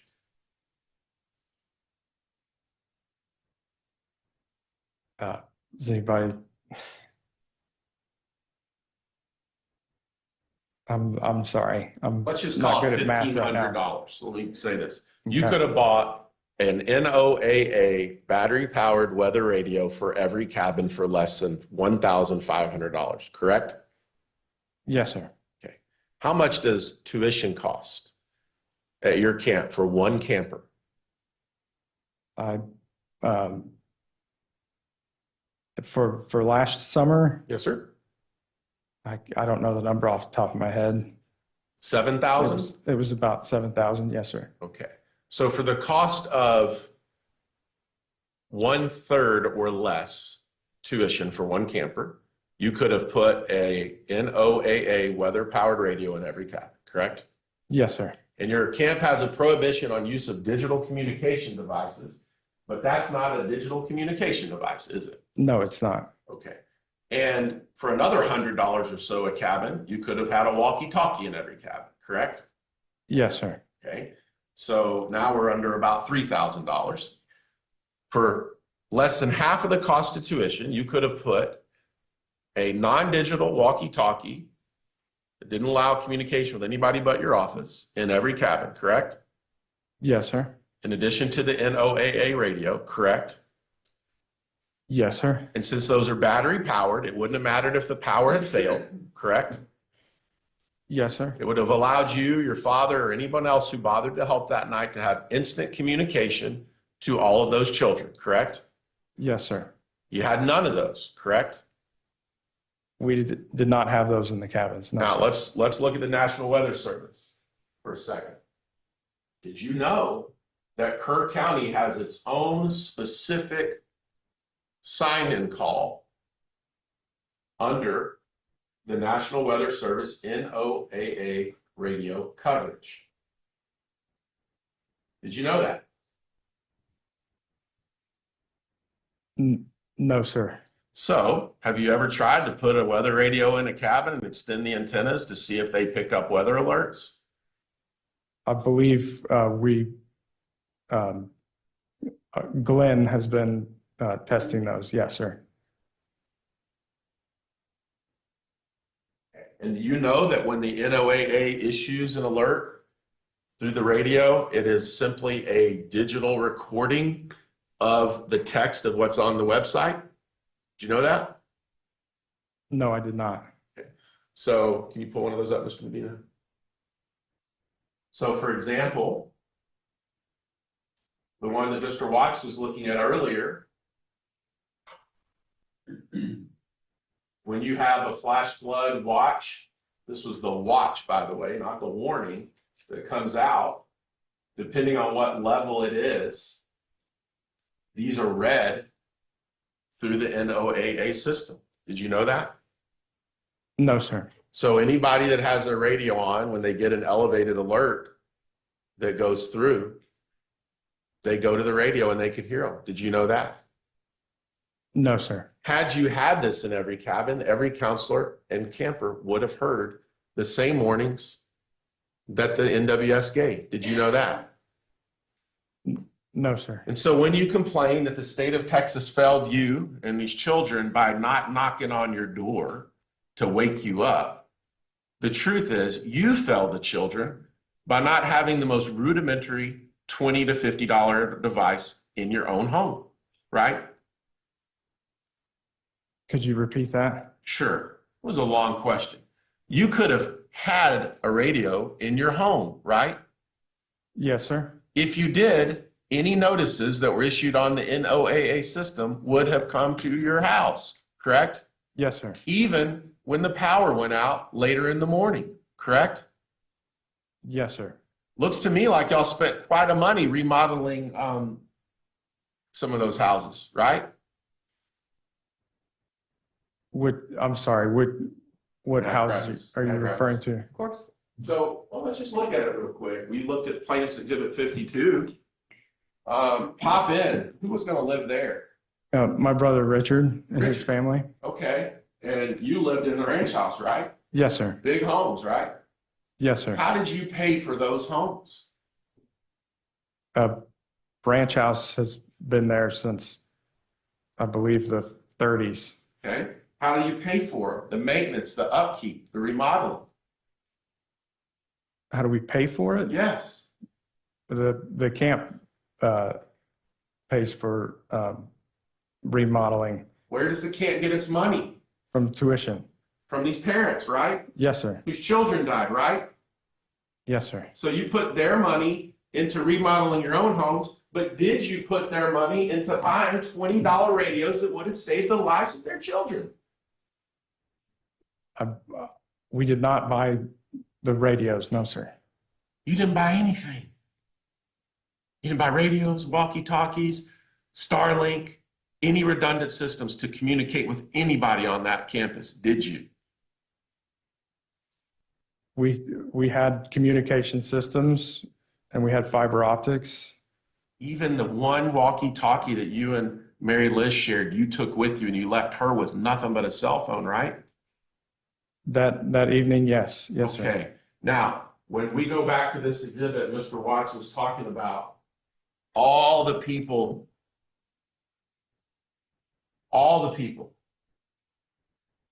that TDEM had notified. He was talking about these big counties. He said Valverde, Edwards, Real, Bandera. He was talking about all these areas and how far they were away.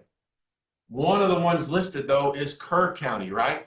Yes, sir. And where was your camp? In Kerr County. Right there in Kerr County, right? Yes, sir. So it doesn't matter how big this area was. Your camp specific location was included in every warning, right? Yes, sir. Okay. Now let's go back to the TDEM notice. The third. Mr. Watts was talking about how far away some of these things were, right? Think about this for a second. Just go to the bottom, Mr. Medina.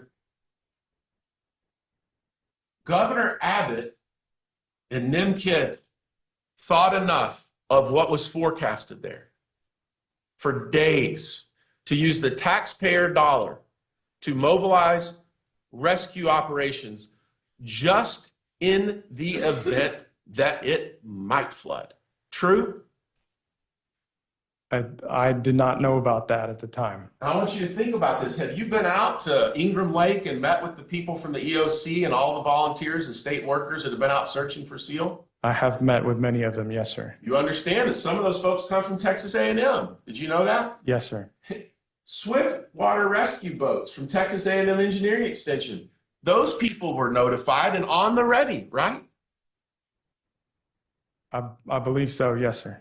Game wardens, rescue boat teams, and helicopters were mobilized and on the ready, right? Yes, sir.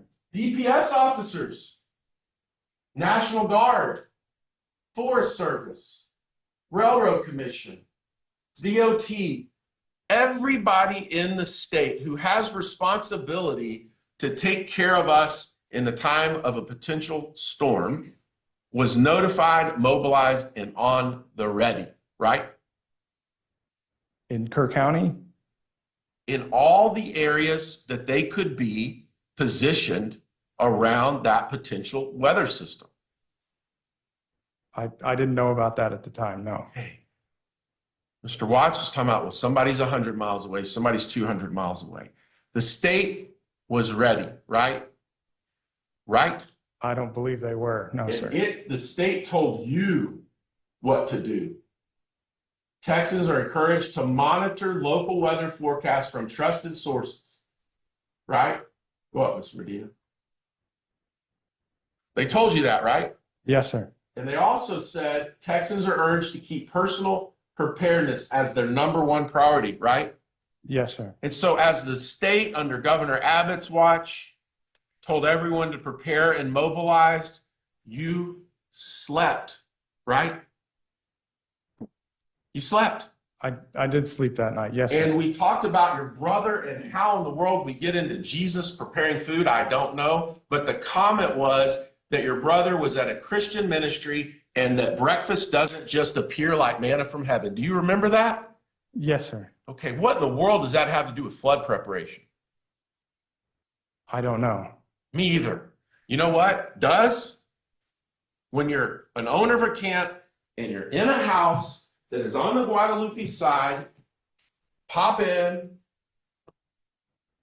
the Ag's attic, or wherever he was that night. He was Sugar in Shack? Granny's house. Granny's house. Okay. Granny's house. He was on the right side of Bubble Creek, right? He was on the east side. I want you to look at me. I want you to look out here and say, answer this question, because I don't know why it was asked. I want to understand it. Is it your excuse on behalf of Camp Mystic that it's okay that your brother slept through this flood and did nothing because he needed to rest up to serve breakfast the next morning? No, sir. Don't you know if he had gotten up and helped that Seal might have been there for breakfast the next morning? I don't know. You failed her, did you not, Mr. Eastland?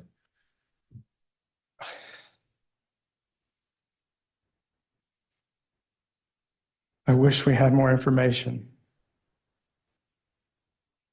All the information was there for your entire family to see and utilize if y'all had just stayed awake and looked, right?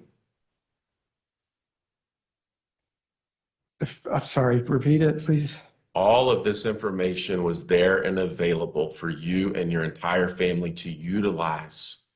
All of the information was there if you had just looked. We were looking that night. You didn't look at the right things, did you? We didn't look at the things that you have put up, but we were looking at other weather alerts. I have just a couple more and we'll let you go. And listen, I know this is hard. I'm sorry you lost your dad. I'm sorry for what you went through. Okay? But we're here. Now, we've had to ask some questions about what your lawyer's talking about, and I'm going to have to do it again. Maybe a conversation needs to be had at some point. Do you know that your lawyers filed a brief that said that Mr. and Mrs. Stewart have unclean hands or delayed too long asking for the relief from the court because they didn't file an injunction request prior to February of 2026? That said what? I'm sorry? They waited too long to ask the court to order you not to destroy evidence. Were you aware that these lawyers have said that? I'm sure I've been told that. Yes, sir. You know what they've been doing.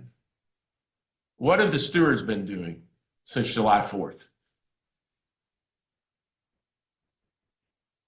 I don't know everything they've been doing. No, sir. Grieving, right? Yes, sir. Trying to get information, right? Yes, sir. And searching for their child, right? Yes, sir. And your lawyer stood up here in this courtroom on March 4th, and he used an email from me that was never requested of this court, where I said that I wouldn't file a motion for injunction or temporary restraining order if your camp would do one thing as a courtesy to the Stewarts. Do you remember what that courtesy was? No, sir. Did they ever tell you what I asked? They probably did. Sorry. I said, stop destroying evidence and remodeling and hold off on reopening the camp until either their child is found or the state of Texas declares they're going to stop looking for her. Did you know that I made that request? I'm sure I've heard it. Yes, sir. Did the lawyers bring it to you? I believe they did. Yes, sir. Who made the decision to reject that request? I don't know. Well, who's the decision maker? Is it Mary Liz? No, Is it your mom? I just don't remember. I don't, it was, I guess, it was probably in emails. Should I have had to make that request? Which request? I'm That sorry. you stop destroying evidence while they look for their daughter? No, sir. That you slow down trying to reopen while we try to figure out what happened here? No, sir. There was nothing unfair about us asking for an order to stop the destruction of evidence in the evidence field until we got the information we need to pursue our case, right? For the evidence field, There was nothing unfair about what we asked this court to do, was there? I don't remember what exactly it said. So Tell me what was unfair. I don't know. You can't point to one thing that's unfair about what we asked for, can you? No, I don't remember everything that was asked for. This is your company, not Mr. Watson's. On behalf of your company, your camp, is it your position here under oath that Will and Cece Stewart waited too long and have unclean hands in asking this court to preserve evidence in this case? No, it's not. Okay. So if your lawyers say otherwise, that is against your testimony. True? I don't know. Well, you don't believe it. I'm sorry? You do not believe they waited too long, do you? No, I don't think so. Your Honor, we pass witness. All right, thank you. Mr. Watts, do you want to do your final examination now and then we'll break afterwards? I'll do it real quick if that's all right. Okay, that's fine. It's later than normal. Sir, your lawyers agreed to their TRO just not open until the young lady is found, right? Yes, sir. And the reason is Mr. McComb's daughter is still missing 11 years later, right? Yes. You did not agree to shut down your camp for 11 years. I'm sorry? You did not agree that it was okay to shut down the camp for 11 years. No, sir. Okay. Now, with respect to the criminal investigation, You understand that only the district attorney of Kirk County has the jurisdiction to bring such a criminal proceeding, right? Yes, sir. Have you been notified by Lucy Wilk or Stephen Harpole, the district attorneys of Kirk County, that you're under criminal investigation? No, sir. You understand the law says that they are criminally investigating you, they have to tell you.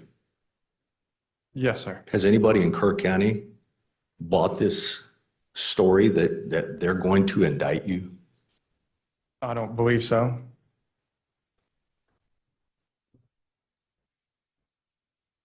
In terms of waiting too long, you're not saying that the stewards have done anything wrong, are you? No, sir. Their lawyers, however, have they asked yet to have an expert go out there?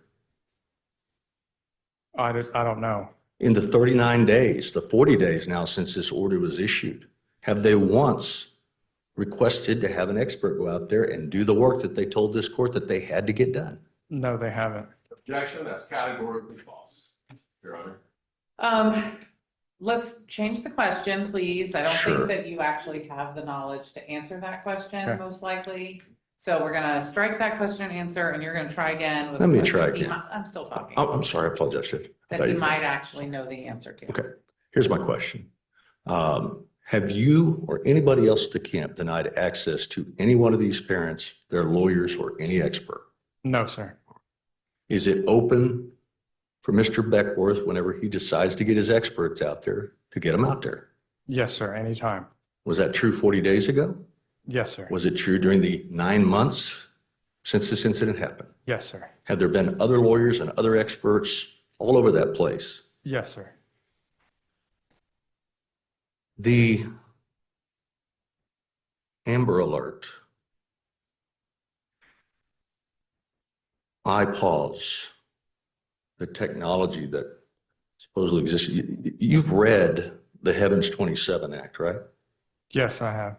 The core of that act was what we had available on July 5th wasn't enough. We need a siren system, wasn't it? Yes, sir. The state allocated $50 million for an outdoor siren system as part of the Heavens 27 Act. Yes, sir. There wasn't a siren system there on July 4th of 2025, was there? No, there wasn't. But the Kirk County Commissioners Court requested the state to give it to them 9 years earlier, didn't they? They did.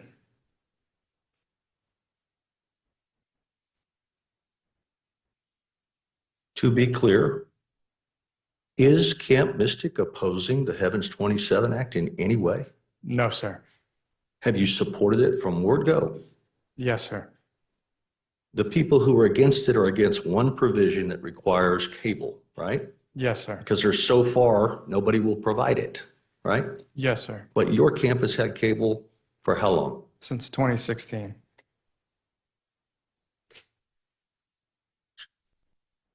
Talking about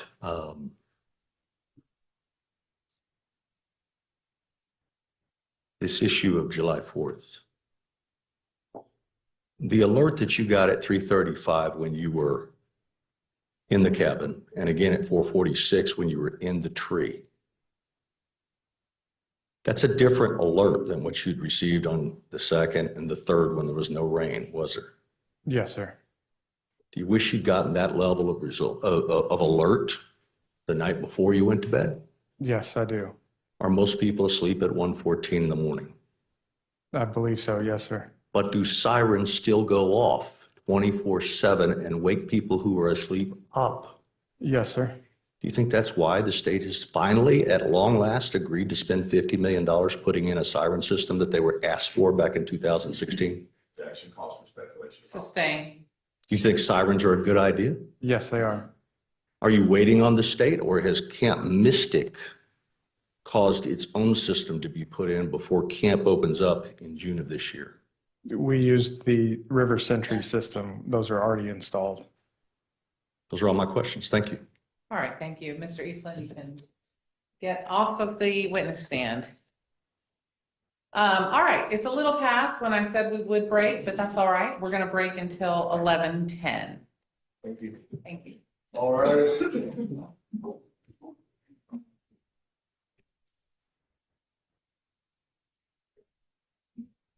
on keyboard and fonts.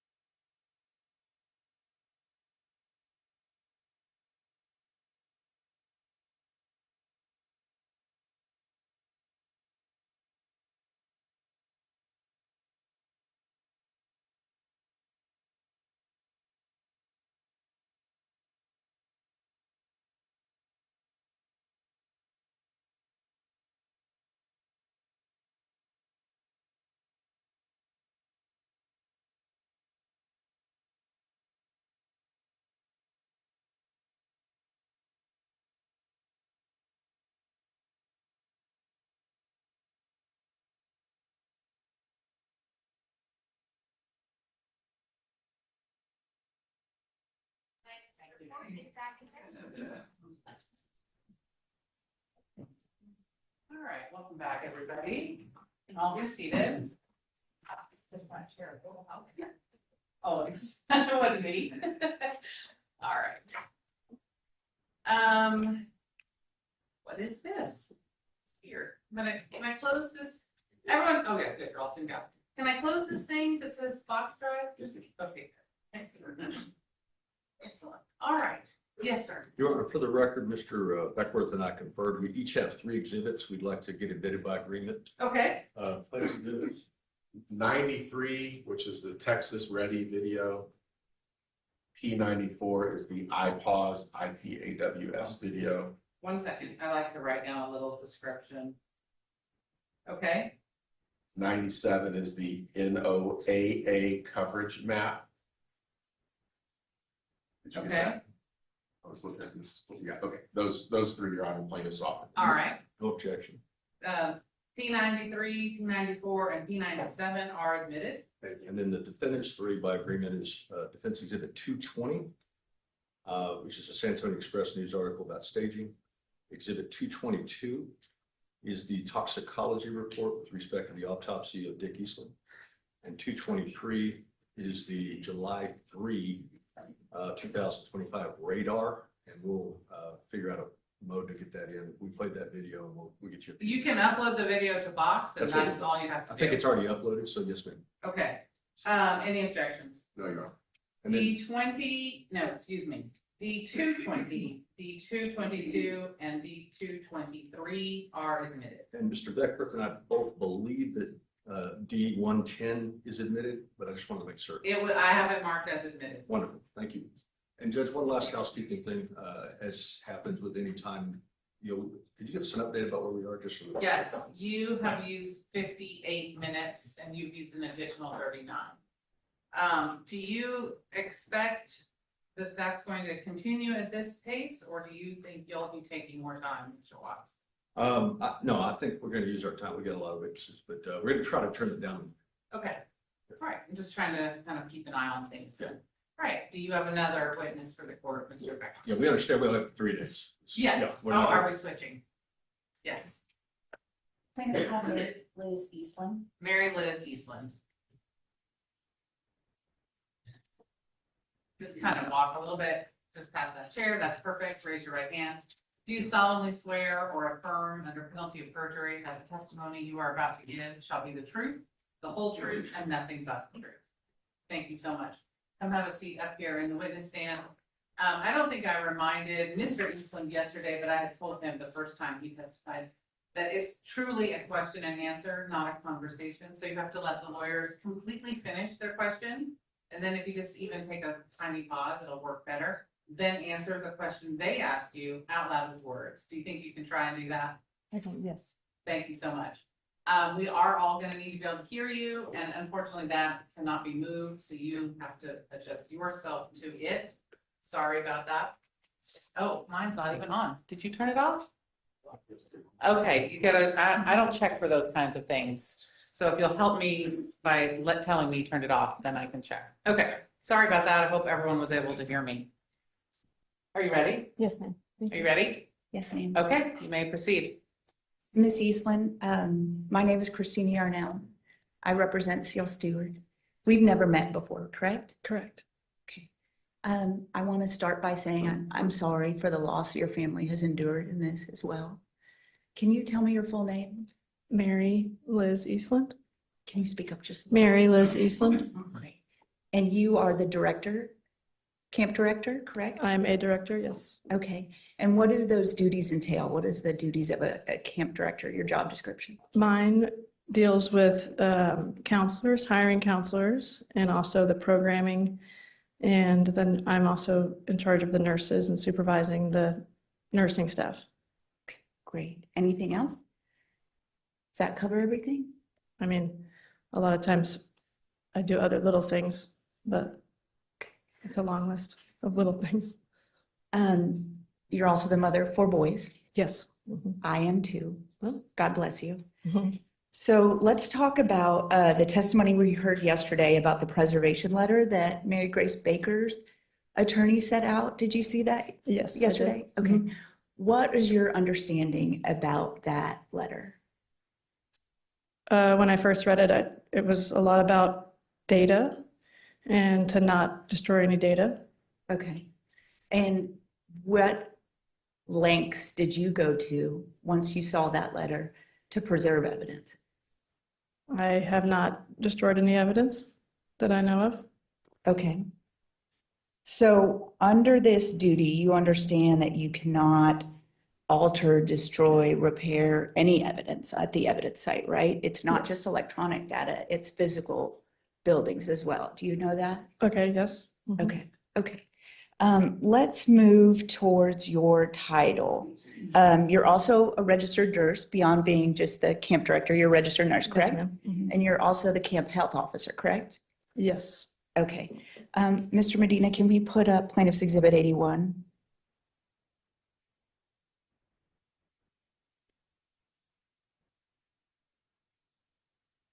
Ms. Eastland, have you seen this document before? Yes, ma'am. Okay, great. So for everyone else, this is the inspection from July 2nd, and it has you listed as the camp health officer, correct? Yes, ma'am. Okay, great. And as the camp health officer, you're in charge of all the medical staff on the Guadalupe side, is that correct? Yes, I supervise both infirmaries. Okay, so you have staff that report to you, correct? Yes, ma'am. Mhm. So is it fair to say that the infirmary, or heaven can wait, as y'all call it, correct? Yes, So the infirmary is kind of your domain. Would that be Yes. accurate? I would say so. Okay, okay, great. Let's go to the actual administrative code that governs your Okay. responsibilities. Mr. Oh, sorry. I'm sorry, I don't know what just happened. to wait until she's done asking the question to respond, because it's. Are you struggling to get both? Okay, so because Ms. Carter and I don't work together all the time, she doesn't know this. So I'll tell you, Ms. Carter, if it's the lawyer's fault, they're the ones who want the record and we don't stop for them to do their jobs correctly. If it's the witness, we give witnesses a lot more leeway because most people are not professional witnesses. And I'm sorry, I was doing something else and didn't catch. So it's really, I don't know who's, Okay. I don't It's know probably who me. spoke over It's who. probably me. It's normal conversation. People talk at the same time all the time. That's how people talk. This isn't a conversation. So let her finish the question entirely. And then if you just go and then answer, it'll be perfect. And Ms. Carter will get a beautiful record for anyone who wants it, and we'll have a great transcript, okay? Okay. And sorry, then Ms. also Carter. I will be able to hear every single answer you give.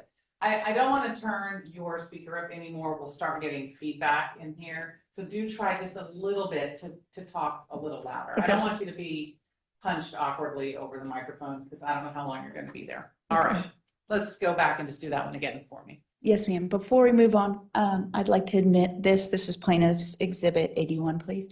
P81, any objections? No objection. P81 is admitted. Okay, so let's move on to, like we were discussing, the administrative code that covers your areas of responsibility.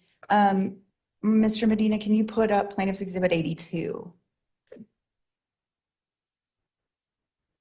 So this is the Texas Youth Camp Safety and Health Act. Specifically, it says medical and nursing care. Are you familiar with this document? Yes, ma'am. Okay, great. Let's look at subsection C, where it says, can you see it? Do you need me to move it? Or you I can see it here. Okay. Thank you. Okay, so let's look at C. It says medical staffing requirements, a physician, registered nurse, licensed vocational nurse, a person with American Red Cross emergency response certificate or its equivalent shall be in the camp and on call at all times and will be considered the camp health officer. Did you read that? Yes. And that's you, correct? You're the camp health officer? Yes, ma'am.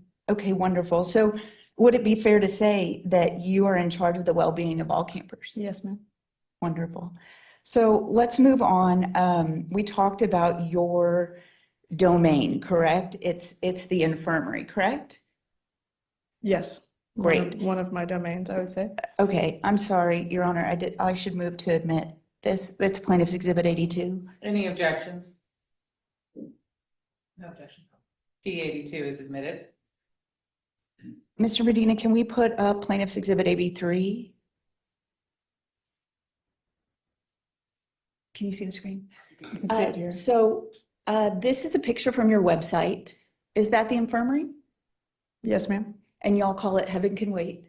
Yes, ma'am. And right under there, the last sentence, it says during camp, the nurses are available 24 hours a day, correct? Yes, ma'am. And if you're that familiar with the code also has a requirement that we just discussed, right? That you are on site and on call at all times, correct? Yes, ma'am. Okay, great. So let's move to back to the code. I'm sorry, I should have admitted this as well. Chad. This is plaintiff's exhibit 83. Any objections? No objection. P83 is admitted. Okay, let's move back to the code because it has a lot of requirements for you as a camp health officer. Mr. Medina, can you go back to it? Okay, let's start with your requirements under, believe we could start with I. I states you have medical log required and you have to have a record keeping system, a listing date, name of patient, and the name of the camp health officer. Where are these records located? We do them online on our Camp in Touch accounts. Okay, and so are those backed up somewhere? Yes. And would they be in the infirmary now still? I guess they would be, it's an online data system, Okay, so it should be online. so there were computers inside the infirmary. Yes, ma'am. And is that where you kept it or did you keep it in the main office? These Kept records? the computers. Well, the records are on, it's a web-based program. So they're on the website that we use for our medical log. Correct. I just was trying to figure out the location. Is that laptop in the infirmary? It was in the infirmary, Okay, but you could access it from any computer because it's okay. web-based. When you say was, what do you mean it was in the infirmary? Is it no longer there? The infirmary took on water, so I'm not sure where it is. Okay, we'll get back to that. Let's move on to subsection I. It says camper health records shall be kept on file. Where are those documents? Also on our web-based Camp Minder program. Okay, and you mentioned that you may have taken on some water. Is the laptop preserved and backed up? Are these documents somewhere where we can still find them? You can find them on the Camp Minder website. They're saved Yes, they're still there. from 2025. Yes. Great. Okay, let's move on to your requirement that prescription medication shall be administered by the camp health officer. Are those logs you keep as well? Those are also in the web-based Camp Minder program where the parents enter their medications there and then we give them out as the parent wants us to. Okay, but when you are administering that, which is your role, correct? It's the nurses. It says camp health officer. So did you delegate that to someone? The nurses dole out the medications, Not you. not me personally every time. Okay. Where is that in the statute that that's allowed? I don't know. Okay. So the records about your prescription medication that's supposed to be administered by you. Or the camp counselor, I guess it says. Yeah, but there has to be some written acknowledgement from a parent for it to not be you and transferred over to another nurse. Isn't that correct? I didn't know that. Okay. So let's talk about the prescription medication. Where are those logs? When you're giving someone Tylenol, diabetes medication, Advil, prescriptions, whatever, where is the log of those information? Over-the-counter logs are in the web-based Camp Minder program. So you're updating it real time? Yes. Okay. That's how we chart in the Camp Minder website. Okay. And then daily medications that would have been on paper. Okay. Where are those logs? I don't know. Are they not in the infirmary? They are. I haven't seen them since July 4th. Okay, we'll come back to that. So besides documents, what this code requires you to have, and you now know from the preservation letter that these were supposed to be preserved, what did you do to preserve the actual infirmary? Me? Yes, ma'am. That was already remediated quickly by all the volunteers that were out there after the flood. Tell me what you mean by remediated. When they remove different material because of molding and worry about different germs and things like that. Okay, who told them that it was okay to go alter and destroy evidence? TDM and other volunteer organizations that had came out right after the flood. And did you let TDM know that you were under a duty to preserve evidence? I did not. It was already starting before any of that came about. What day? I don't know, or right away. I don't know. You don't know the day that they started tearing down your building? No, I don't. Isn't that something you should know? I don't think I should know that. You're in charge as a camp health officer of knowing where all the records are and where everything is kept and preserving all those things. And it's not something you should know or advise other people that you should protect this information. The records are online, so I knew they would be able to be found. But you just told me there were some in paper, aren't there? There are some in paper that are lost. And what steps did you take to preserve those paper records? I wasn't present for any of the infirmary remediation. Okay. So let's look at Mr. Medina, Plaintiff's Exhibit 98.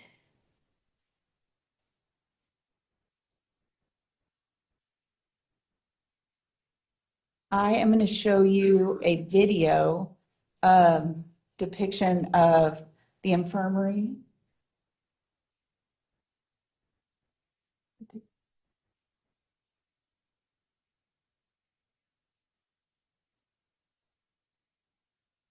I'm going to show you a video of the infirmary that was dated July 9th.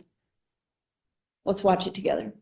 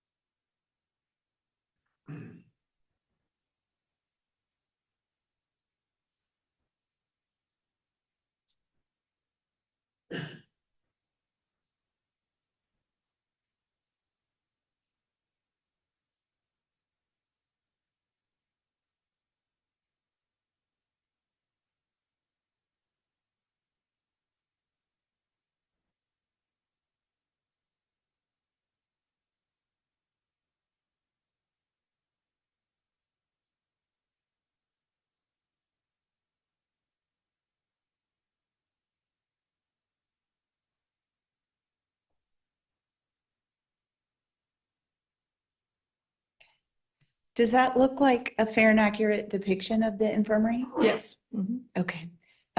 Your Honor, I'd move to admit this. This is Plaintiff's Exhibit 98, I believe. Any objections? No objection. P98 is admitted. So that video, did you see the date on it? Yes, ma'am, I did. July 9th, correct? Yes, ma'am. Is that what the infirmary looks like now? No, Why? all of the volunteers, I guess, took everything out. What volunteers? The Samaritan's Purse, directed by TDM, all of the different volunteers that came through. There were hundreds of people out there doing all kinds of things. Okay. You're telling me TDM told Samaritan's Purse to clean out your infirmary? Yes, there was a director of TDM that was actually very involved in the infirmary because she took the medications herself. Okay. And then she said, scrub this whole place and take down all the water lines? I wasn't in the conversation. Don't you think you should have been involved in that conversation? Maybe so. So, Okay, you have to let her Sorry. finish her question, even if you think you know what she's asking. Okay. Let there be a space between her question Yes, ma'am. and your answer. Yes. Okay. so on the video, you can see the water lines, correct? Yes, And it looks like there's a lot of mud. yes, And it looks like maybe some fans were turned over, some box floor fans. yes. And it looks like there were some water lines on some doors and maybe some bed skirts. Yes. Don't you think that could have just been cleaned up with mopping? Did you really need to have a full volunteer crew clean up everything? I don't know. I wasn't involved in it, so I don't know what they decided and when or how much. Do the water lines still exist now? No, I don't think so. Don't you think that that is something that would have been your duty to preserve under the letter you agreed you saw? I don't think so. Why not? The infirmary is not necessarily my building. You just said it was though, ma'am. I don't own the building, nor is it my building. Okay, so let me get this straight. You're the camp director. A camp director, yes. You're a registered nurse. Yes, ma'am. You're the camp health officer. Yes, ma'am. And you also told me the infirmary was your domain a few minutes ago, didn't you? Right. And all of those 4 things, you don't think it was your duty to preserve this building? I don't. Okay. Okay, let's turn to July 3rd. You heard yesterday a lot of testimony about the weather alerts on July 3rd, correct? Do you remember that testimony? Yes, ma'am. Okay. And what weather advisory or alerts were you aware of on July 3rd? I was not aware of any. Okay. So how many events for the campers did you have to reschedule or cancel because of the rain on July 3rd? Thankfully, not many on July 3rd. Sorry, Neil- go ahead. Sorry, Go ahead. what's the question? Which events did you have to reschedule or cancel that were previously planned for the girls because of the rain? On which date? July 3rd? July 3rd, we did not have to do many, so if it's raining, we move to rainy day locations is what we call them. And I don't recall which activities we did move, but I know that we didn't have to move quite a few. That we were able to do quite a few activities that day. Outdoors? Yes, in the normal spots. Okay, so you didn't have to change anything like moving to a movie night or changing outdoor activities to indoor activities? No, the movie night that we had the previous night was Big and Little Sis night, and we did it under the tennis courts because we had a new pavilion there, and so we thought that would be fun to do it more outdoor. But they were covered from the rain, correct? It wasn't raining that night. Okay, what other flash flood warnings did you receive or watches? I didn't receive any. I didn't receive any. Maybe the Amber Alert style one at 3:30, but none others before that. Okay. Did you know on July 3rd that you were under a flash flood watch? I did not. Do you know the difference between a flash flood watch and a flash flood warning? I have heard that the difference is yes. Did you know that on July 3rd? No. Okay. So let's pull back up Plaintiff's Exhibit 83, Mr. Medina.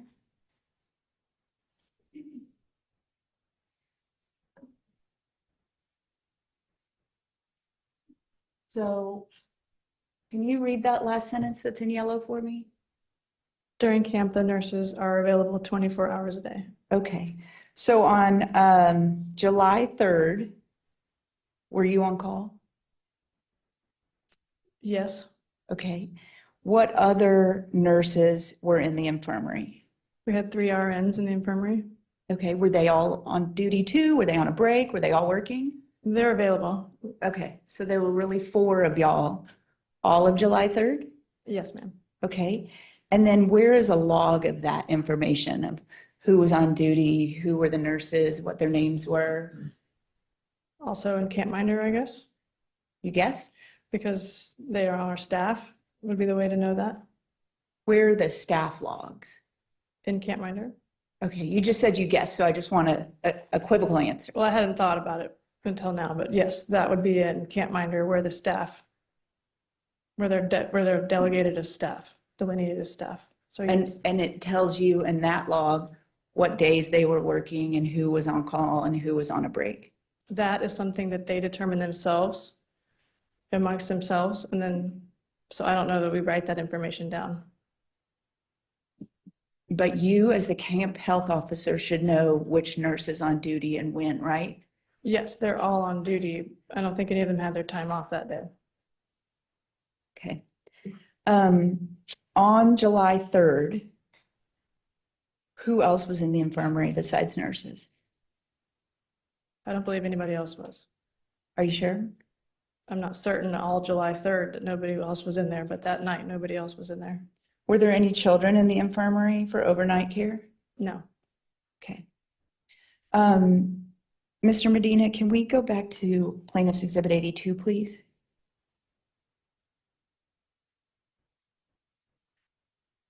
Let's go through a few more of the requirements that you are held to under this code. Let's look at J. It says you have the availability of an emergency phone. Did you have that in the infirmary? They have a phone there. Yes, ma'am. And so would it have been available July 3rd that night when things were flooding? I assume so. Yes, ma'am. Okay. Is it something that goes out when the power goes out, or is it a permanent emergency phone that works no matter what?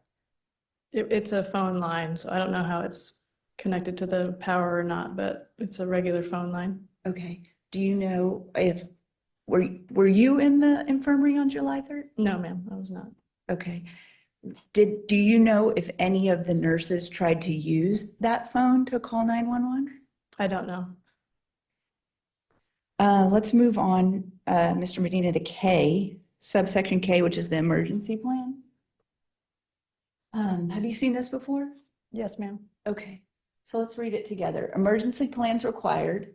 A written plan of procedures to be implemented in case of a disaster, serious accident, epidemic, or fatality shall be formulated and posted in the camp's administrative on-site office or location and in each permanent and semi-permanent building, occupied building.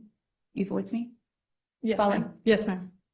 The plan shall include procedures for emergency shelter and evacuation of each occupied building in the facility. So these are your requirements under your code as a camp health officer. Where was this plan? It's in our emergency instructions. But your emergency instructions is just the shelter portion of this, right? See where it says this plan shall include procedures for emergency shelter? Yes, ma'am. I see That's that. what you had listed in your emergency plan, correct? Yes, ma'am. But do you see right after that it says and? I do. So it's not an or, it's an and. So where was the second part of that sentence, the evacuation portion? Where was that? It was to wait for instruction was the next part of it. So your evacuation plan was to wait. Yes, ma'am. Okay. What were they waiting for? Instruction from someone else in the office. How are they going to get instructions from the office? Various ways, I guess. Did the counselors have walkie-talkies? No, ma'am. So how are they going to communicate with you? Either in person or over the loudspeaker. Okay. So let's walk through that. On July 3rd, you now know you were under a flash flood watch, correct? Yes, ma'am. And so under this plan, you're required to meet with your staff and make sure that the counselors and campers are all aware of your plan, right? The one you just listed. When Yes. did you have this meeting to go over these plans that you said you had? We talk about it various times during counselor training. Okay. When else? Just during counselor training. Okay. How do the campers know? From the bulletin in their cabin. You don't go over that with them? I do not. Okay. So let's go back to what you were talking about. They have to wait for instruction. That is your emergency evacuation plan, correct? Yes, ma'am. So if they're waiting for instruction and you have not given them walkie-talkies, that leaves the camp PA system is the only way for them to get instruction, correct? Yes, ma'am. Okay. So when did you get on the PA system and give them instructions? I didn't. Why not? I was stuck on the other side of the Edmondson Creek.